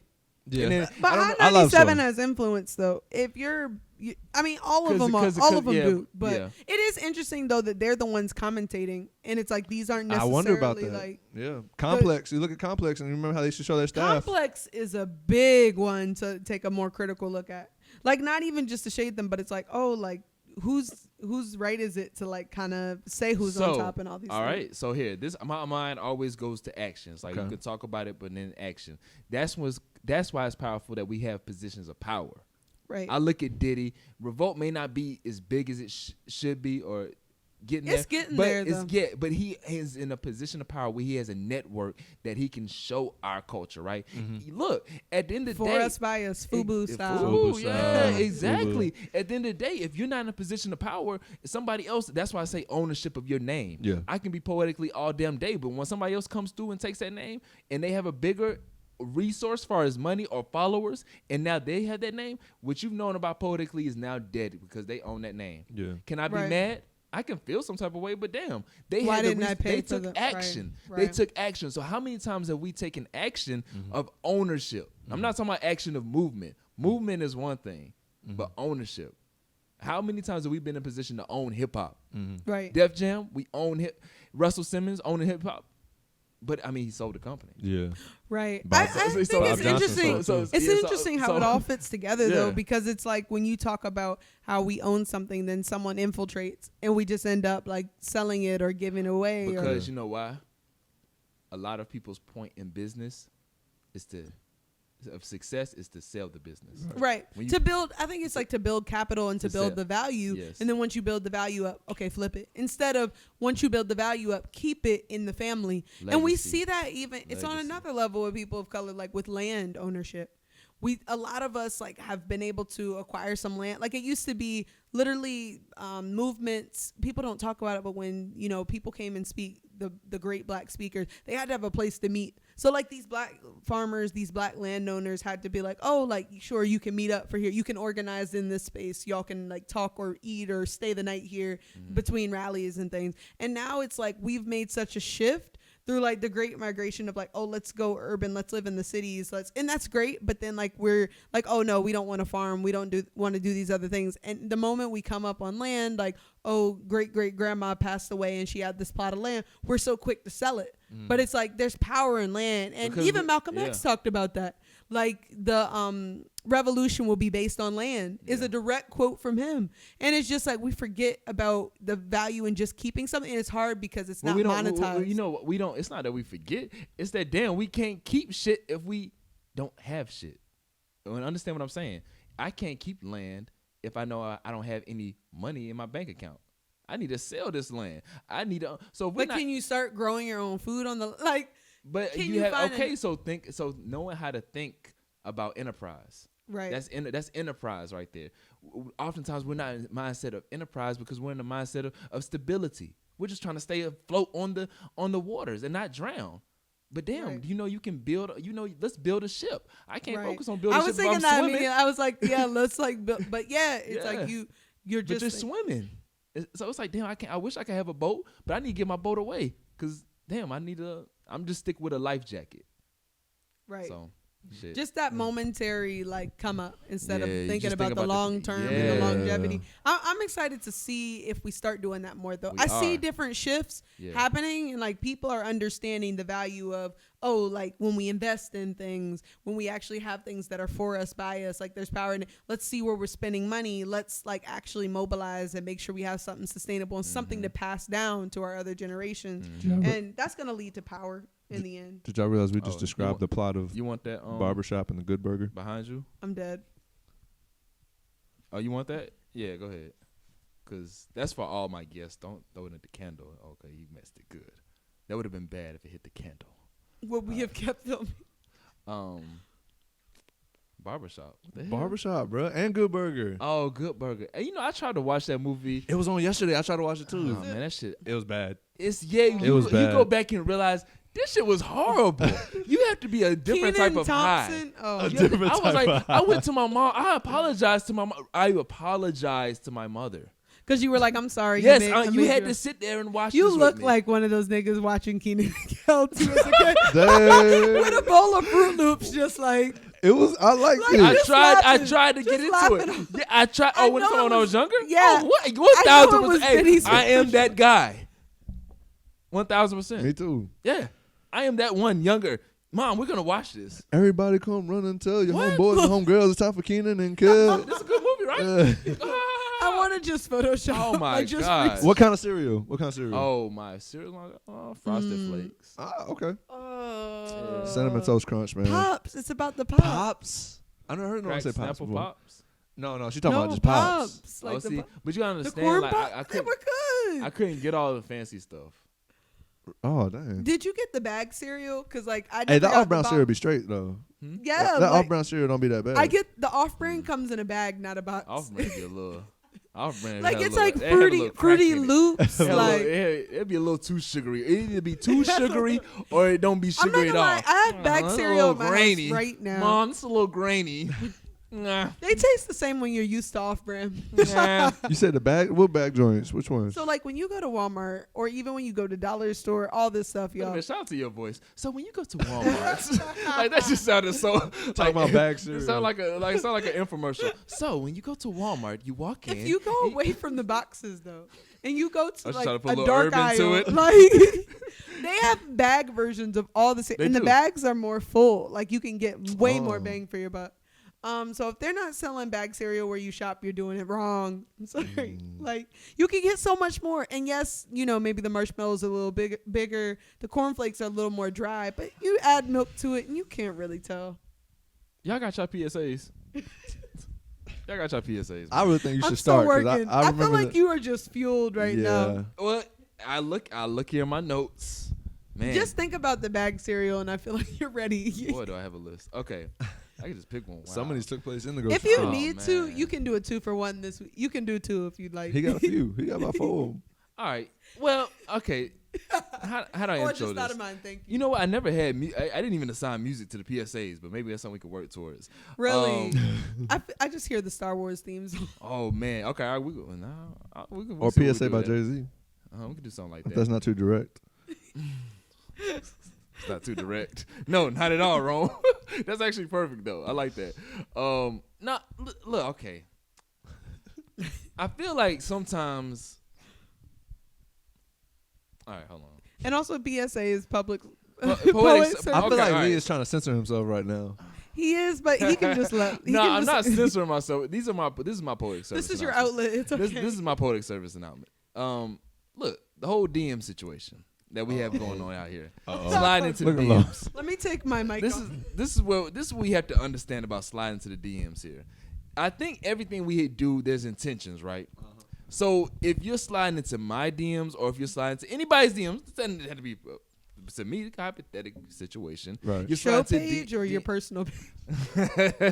Yo, if you slide into the show page, that's wild. I add everybody on there, so just go to the person. If you slide into any show page, you're a wild one. You're a wild thought. Politically correct. Yeah, but you can't follow the politically. No, but if you're sliding to someone's DMs, yo, what's your intention, yo? And just come on, like there's ways that you can go about addressing your intentions instead of just hitting somebody like, yo, what's up? Yo, what's up? Yo, what's up? What's up? You know what? Out of respect, I'm gonna be like, what's up? What's good? What's Right, good? But if you say, oh, nothing, just chilling, cooling. All right, nice. All right, I'm cooling. The first time go, I'm cooling too. What's good though? Oh, nothing, just tired of work. All right now. Yeah, we're just not saying that. Where we going? Where we going with this? You know what I'm saying? And this could be to anybody. This could be to a young man going into your DMs or just a young lady going into your DMs. But have some intention. No, have some etiquette. Yeah. Now, I say all that to say that if you do go in with intentions and you happen to come out, understand the intentions of both parties, right? Okay. So like if I'm sliding, let's say I'm sliding your DMs, right? My intentions was to get at you, right? Right. And you end up giving me your number and all things like that. Okay, now that that's been handled, you understood why I slid into your DMs. Yeah, I mean. Right, you understood that. So once that's taken place, I feel like I don't want to say yeah because I'm not sure what's going on. Once that's taken place, you knew that I'm trying to get at you. Okay. All right. So once again, going back to intentions, understand your intention when you're going out. That was just one. I have a list of others, but I feel like that wasn't fully unpacked. Like I kind of want to know the correspondence because so like it was a lot of gray. All right, man. It's a lot of gray area, but is it still a touchy situation? Like. So is it more of you're upset because no, it's not. But you know what? This is the thing about it. It's not on me. It's just situations I hear. Oh, so I try to speak for the people. You're speaking for the people. Yeah. So like you know what? Sometimes that you realize like yeah. But is it more of you're saying people trying to hit you up in the DMs and then they have nothing to say? They have no like substance. Trying to make conversation. Like yeah, what did we just talk? Like you know what? And I don't want to sound rude. I don't want to sound rude, but yo, like have some substance or content. Okay, but what's the intent? Like if you're just trying to like say someone's sliding in your DMs just to smash or just to be like, what's here? Like, but you build like you have conversation building up to you don't. Okay, so you kind of want to just like a little bit of like cat and mouse before we just come out and say it. Well, but you have some substance. But okay, you gotta know gravitate off energy. He said toy with me a little bit. I do like a little toy game. No, wait a minute, pause. Not. Oh God damn. Where did I just go? I like challenge. I like thrills. Don't look at me like that. I like thrills. Wait a minute, that didn't help it. Did it? It did. I like shit. You sound like Diddy in the Drink Champs interview. Right now. Did. I do. Man, I don't know, man. No, I didn't prep myself for that. I get what one. you're saying though. They fell in the DMs and they didn't have any plans. It was just plans. After hey, I didn't know what to say. Yeah, like you didn't expect the hey to come through. That's just them saying they like you though. So it depends on if you feel the same way about them. So should you create like a DM like plan, like a 3? Yeah, you know what? I think DM action plan. All right, next time I'm gonna talk about a DM action plan. Perfect. You know what? Hey, yo, I like how y'all see the list of women not to date. Yes. That thing was oh epic. My gosh. Shout out to Damn It Fanny. Did you Damn feel any way about that? I feel like it was just a setup. Was it a setup? Like, first of all, it was basically like any woman breathing. No. It was. Okay, hold on. Let's read the list. Real quick. Women. Y'all are on the list. Women to not to date. Let's read the list. This is interesting. We got time. I'm gonna let you. I think we got time real quick. We do. Island women. I'm gonna just read off the list. I heard that a lot. All right. Island women. So that's like 30% of all the women that exist. All right. Geminis. Okay, so you cutting back another like 15%. Women in the entertainment industry. That's y'all. Okay, so that's rappers, 70% strippers, right high there. G models, bottle girls, DJs, managers, bartenders, pretty studs.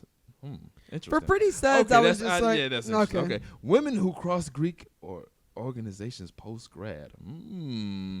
For that, I was just like, and act like they're undergrad neos. Number 5, New York women. That was just petty. I love New York women. Number 6, scammers, pyramid schemes, flat tummy tea, Herbalife. Okay, that's kind of true. Like, gotta watch out for that. That one was people. valid. Oh, That you one was Avon valid. and Mary Kay saleswomen, we're watching out for you. Number 7, any woman with public figure in their bio. You public figure women? What are you public I feel figuring? like that's just insecurities Are you right just there. trying to figure out life in the public? Is that what you're doing? Are you really But a some public people really figure? are public figures, though. Are they really a public figure? Yeah. But I think he's talking about the people who put public figure. Well, let's and they got keep our commentary now. Okay. Moving on to number 8, we have mothers with multiple baby fathers. The pussy too fire, you won't pull out. Erykah Badu. Erykah Badu, exactly. Ah, And you can't tell man. me if this nigga was hit up by All Erykah right. Badu in his DMs and Well, she moving said, on "Hey, to number 9, hold your commentary. You just a young whippersnapper with so much to say.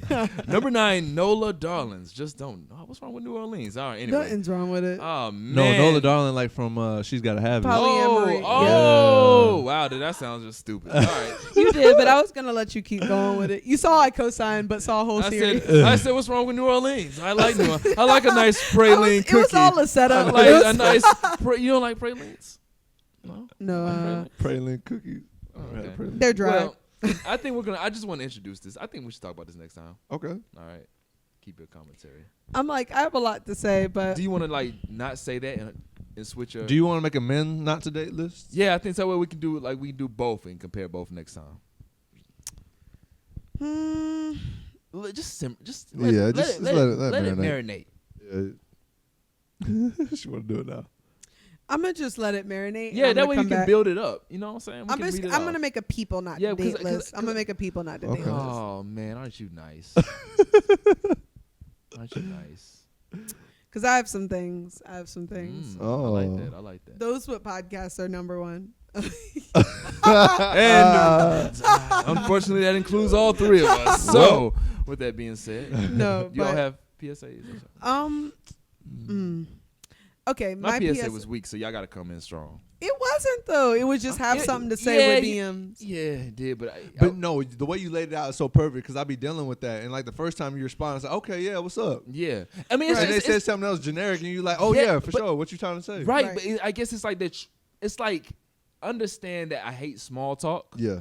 You want something of substance Of from substance, yeah. and I feel Not like everybody's like that. You And gotta, maybe that you gotta, let but see, that's DM etiquette right there. Right. Rule number 1, DM etiquette. Come in with some stuff. Come in off something that relates to the person that you slide into. Okay, I'm just giving this one tidbit out. can the first slide be petty and then after that you Yeah, build? Okay. 1000%. The first slide, let it be something. When I say relates, you can go off a post. Yo, people. Right. Oh, your food looks good. Yeah. Oh, that's so corny.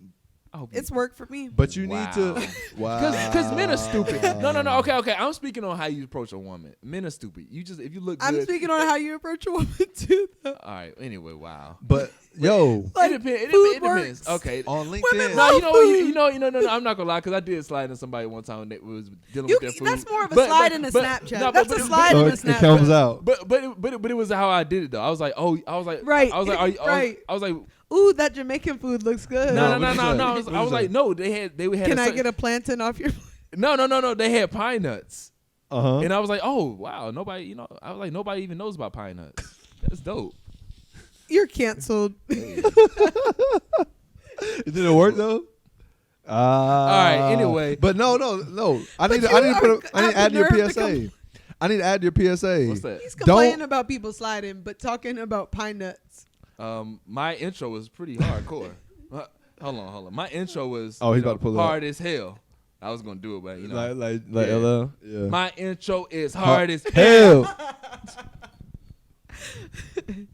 Everything he's saying times 1,000 on LinkedIn. Okay, I'm tired of y'all people wow. sending messages on LinkedIn on some hey, how are you, nigga? This is a business social media site. Damn.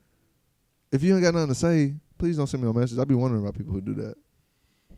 It's weird. Yo, hollering at somebody on LinkedIn is actually smooth if you you think it's doable? it's 1000% doable. It's 1000%. I feel like it's risky. It's one. No. Keep in mind Let me. this- I feel like it can tarnish your business reputation. No. Yes. You can. No, but see, that's what I'm saying. You gotta have etiquette on what you're talking about. You don't. Have you slid into cannot- somebody's LinkedIn before? First off, look, no, I have not. Now, have I thought about it? Yes. But let me say this first. There's etiquette on how you slide into a DM. And we're going to talk about this another time. But I will say this first is you never go in. A hungry horse will never win the race. I mean, that's real. A hungry horse will never win the race. And how does that pertain to the analogy? It pertains to the analogy because you going in just thinking No. about it pertains to because you just going in thinking about the food. You know instead what? of actually thinking about the substance of what. You know what I can be- immediately thought of though? What's that?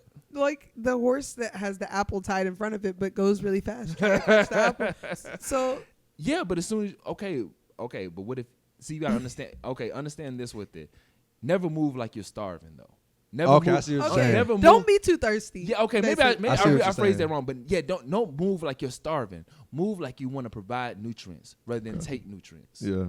Boy, I'm giving y'all game, y'all laughing. Y'all just don't Nah, understand. I'm with That's you. enough, man. I'm with that's you, enough, bro. man. I'm glad. Hey, see, this Yeah. is a male moment right here. Yeah. You don't want to talk about male moment. This is a male moment right here. Mm-hmm. Yeah. Don't. We can't. Don't co-sign. We need to ask Mariah for tips. But you know no, what I'm I'm saying? just How she be moving with the ladies. I move slow and steady. That's all I can say.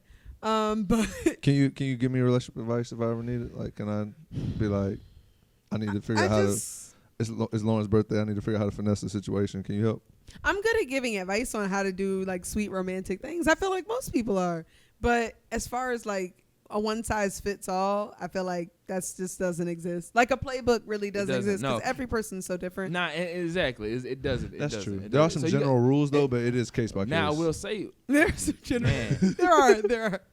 But and that's the thing about I think but it comes as part of research. You just don't slide. Yeah. You never go into gotta it blind. research. You Yeah. gotta do your research. You gotta watch for a little bit. Man, You should gotta, know a little bit about you the gotta person. watch. Man, You gotta do see what movies they Oh, like. you gotta You gotta pay attention. See what their tweets are. See what like is going on inside of their head a little bit before you're just like, 1000%. oh well, the only reason I'm stepping to you is because you look dude, good, oh, and then hell it's no. over. You gotta hear their poems a little bit. You know, have a few conversations.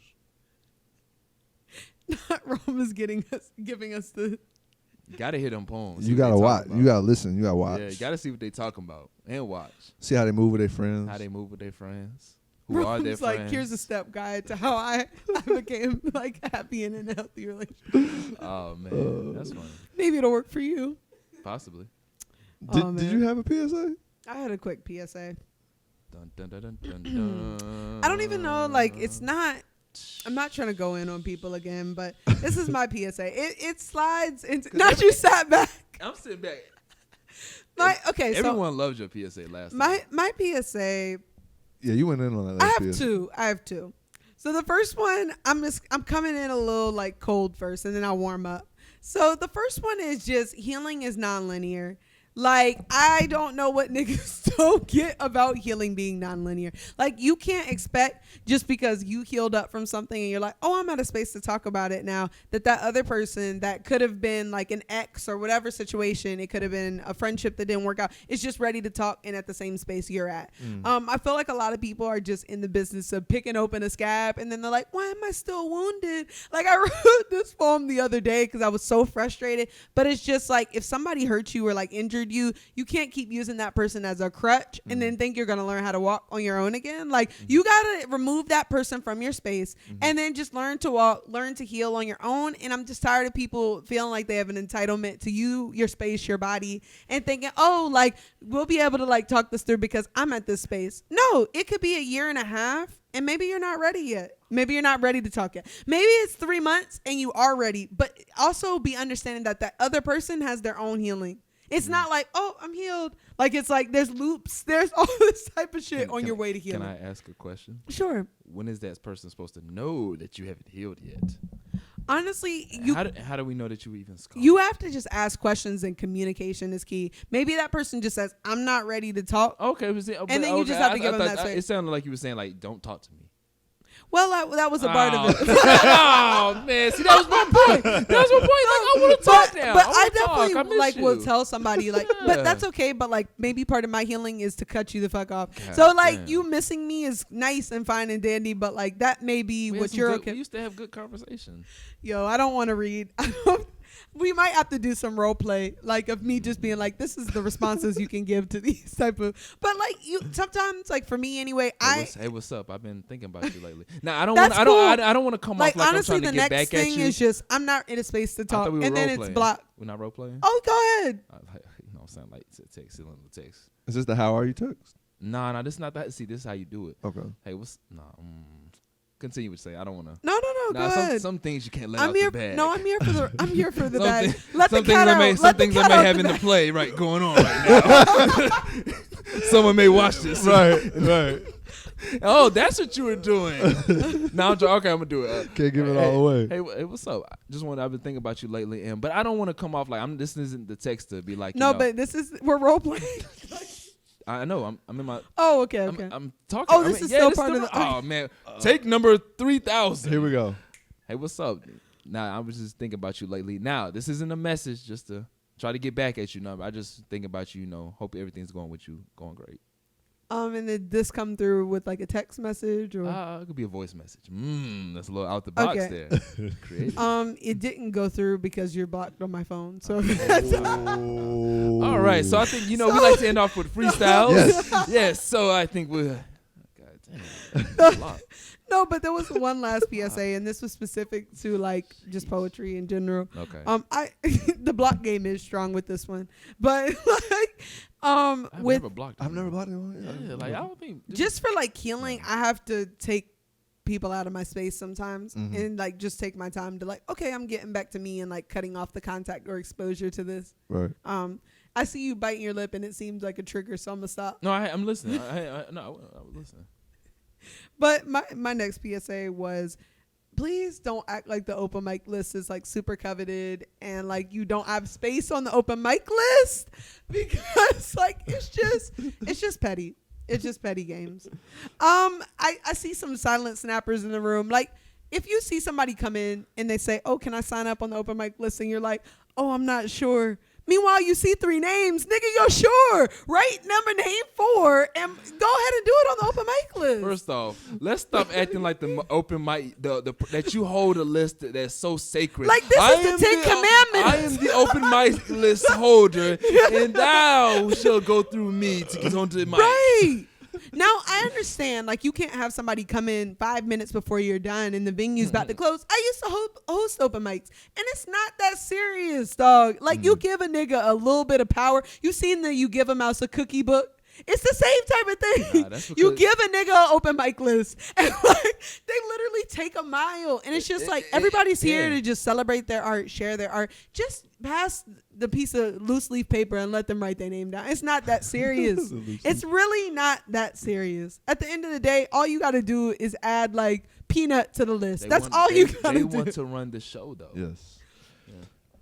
Do they want to be the show too? Right. That's a whole nother question. Right. And that's another a thing whole too. nother PSA. You got to understand the difference between a feature and emceeing and curating an event. Yes. If you're Yeah, emceeing an event, It'd be some people featuring every week at the damn and they own open mic. They feature it every week. Yes, I think I'll get into this next selection. Hey, bro. right? And it's like people really I know you've heard me 12 weeks in a row. I think I'll bring you my same favorite for you.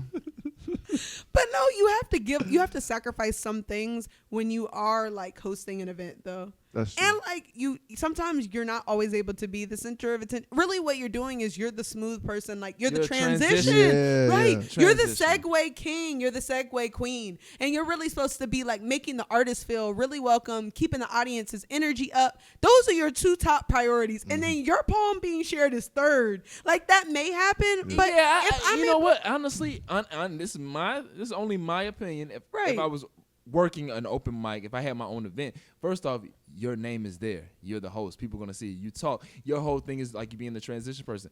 You actually are the sacrifice poet. Yeah. Right. You go first. Yeah, the You actually are the sacrificial part, sacrifice. You go first. Yeah. And if you can do throughout to keep the show going. Right, and if but you don't know what a take up the sacrifice, spots. right, if you don't know what a sacrifice poet is the person that really is the icebreaker of the room. Right. Right. So you're the one that goes first because people know you. Warm okay, people up. Warm people Yeah. up because you can bring that heat. Yeah. If you know you can bring that fire, you don't need to bring Right. fire once a week.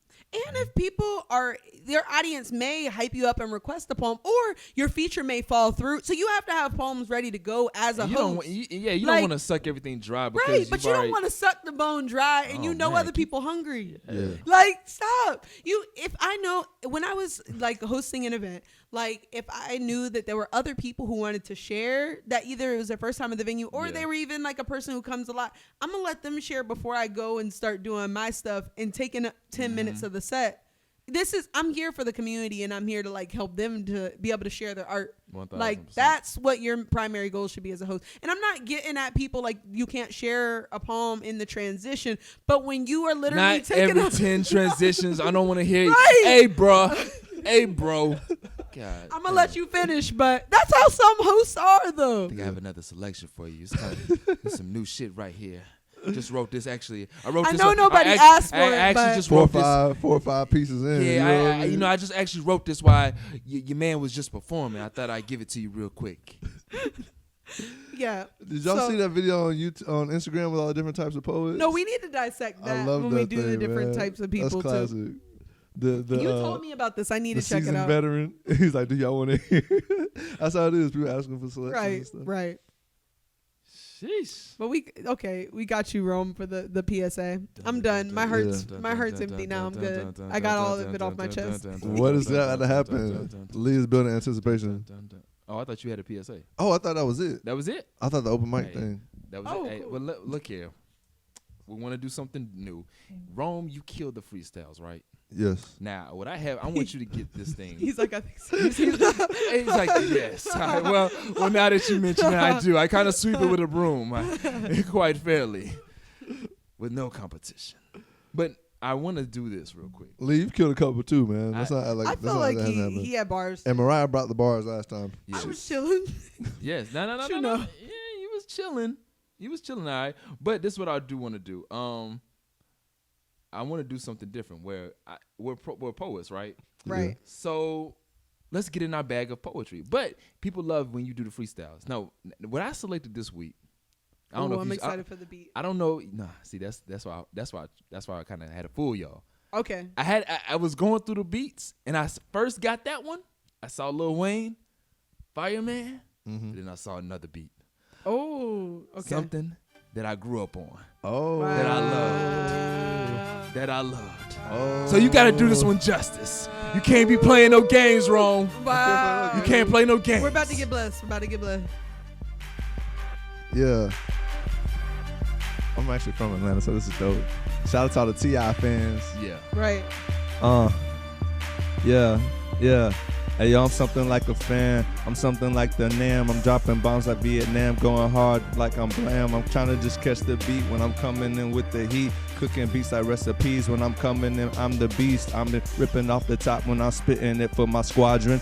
Running all these blocks, yeah, I'm feeling like Dennis Rodman. And every time I spit it, guaranteed they straight behind them. Cause I'm in the first place, running in like the worst way. Trying to get it right, I'm coming on worst behavior. Call me Drake. When I spit it, I'm something just like the savior. Cause he's in me. I spit it off the top, you don't defend me. Cause every time I spit it, these niggas won't comprehend me. I'm trying to catch that flow and I'm kicking it off the top. When I be spit it, guaranteed the competition feeling lost. About to shine just like some gloss, but niggas never know I've lost. When I'm trying to get it right, I'm the boss like Rick Ross. So kept me in this game when I'm spitting at Nova King. Cause they don't feel me, I be killing it, going deep, I be drilling. And every time I spit it, guaranteed they catch that feeling. No ceilings, just like I'm Wheezy. Niggas spit it so easy. And every time I spit it, I'm sliding this like it's greasy. But these niggas won't know till I'm coming first place. When I'm trying to get it right, guaranteed the worst way. I'ma do it when I spit it, guaranteed I flow like fluid. I just do it, I just Nike. I spit in it like I'm Spike Lee. I'm directing all this game and these niggas won't never hype me.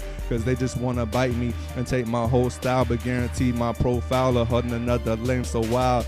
Dang, I lost the word, but I'm spitting it so absurd. And guaranteed I'm about to swerve like Big Sean. These niggas nerds and I'm trying to get it right. So I'm hitting them with that curve like I'm rolling in my whip. But I'm spitting it up.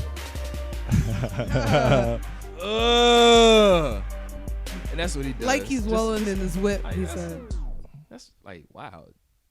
It was just that easy? It was cool. It's just that easy? It took me a little while to it catch the was. beat, but you know what I'm saying? Yeah. Okay. Okay. Now, Had to touch to make sure they were still there.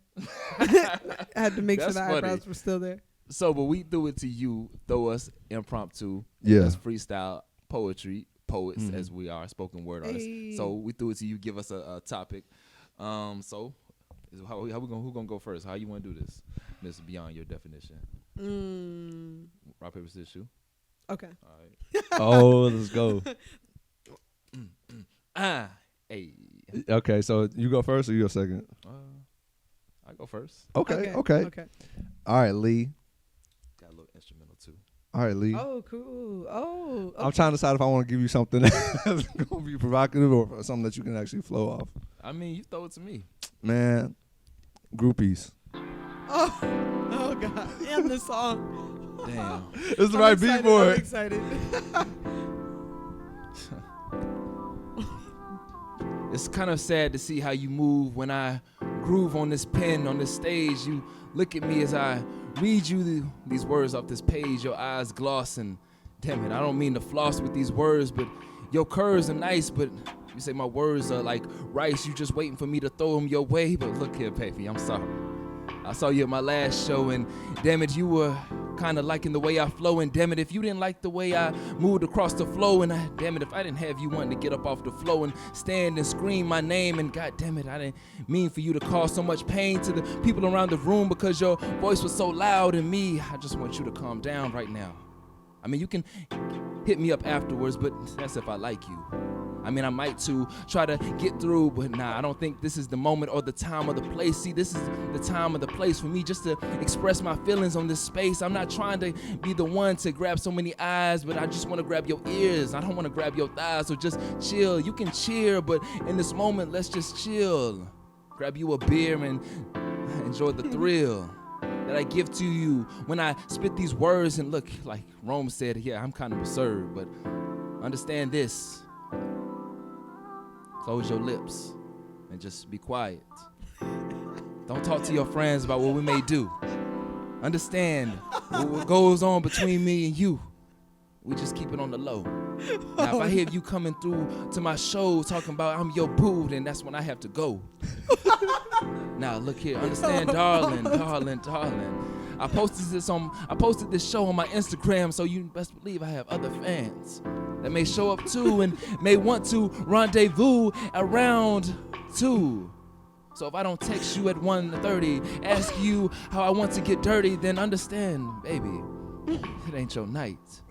But best believe, next week, I'll be rocking the mic. Hey, yo, Wow. That was dope. Are we using the same beat for Mariah? Yeah. Okay. Oh man, I don't even know. I got you.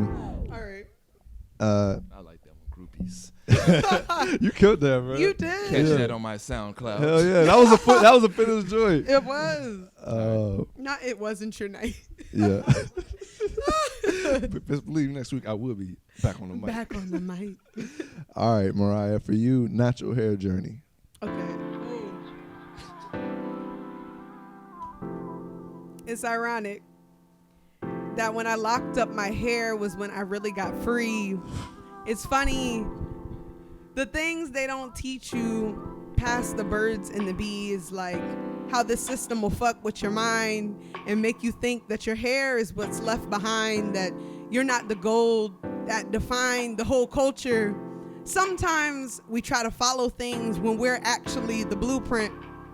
It's funny that I was tracing when all I had to do was look inside to see the masterpiece that was there all along, but I'm talking about hair, right? Not the things that my hands do, although I have run my hands through my locks and my kinks and my curls, and I've combed through things that I should have left alone, because isn't beauty things that are knotted up? Isn't beauty imperfections? Why do we always try to straighten out these imperfections and treat them like problems? Like our pigments was a problem, like they wanted to manufacture our pigment but then tell us we were still a problem. See, I don't get it. I used to sit for beauticians for hours on end, and now I spend all that time traveling through what's actually within my mind, and I produce poems about it. It's funny how much things you can notice in your head when you're not worried about what's on top of it, but I digress. I undressed and looked at all the beautiful things that I am, and I started with my head, and I realized that when they tell me to shake my money maker, just like we were told by Mother Irie, it means to shake everything that is me, because everything in me is worth millions, and it's thanks to my melanin. And I want to pass this on to my children. I don't want them to have perms at 5 years old as I did. I don't want to straighten out the parts of them that were kinked or knotted up. I want to tell them that there's beauty in imperfection.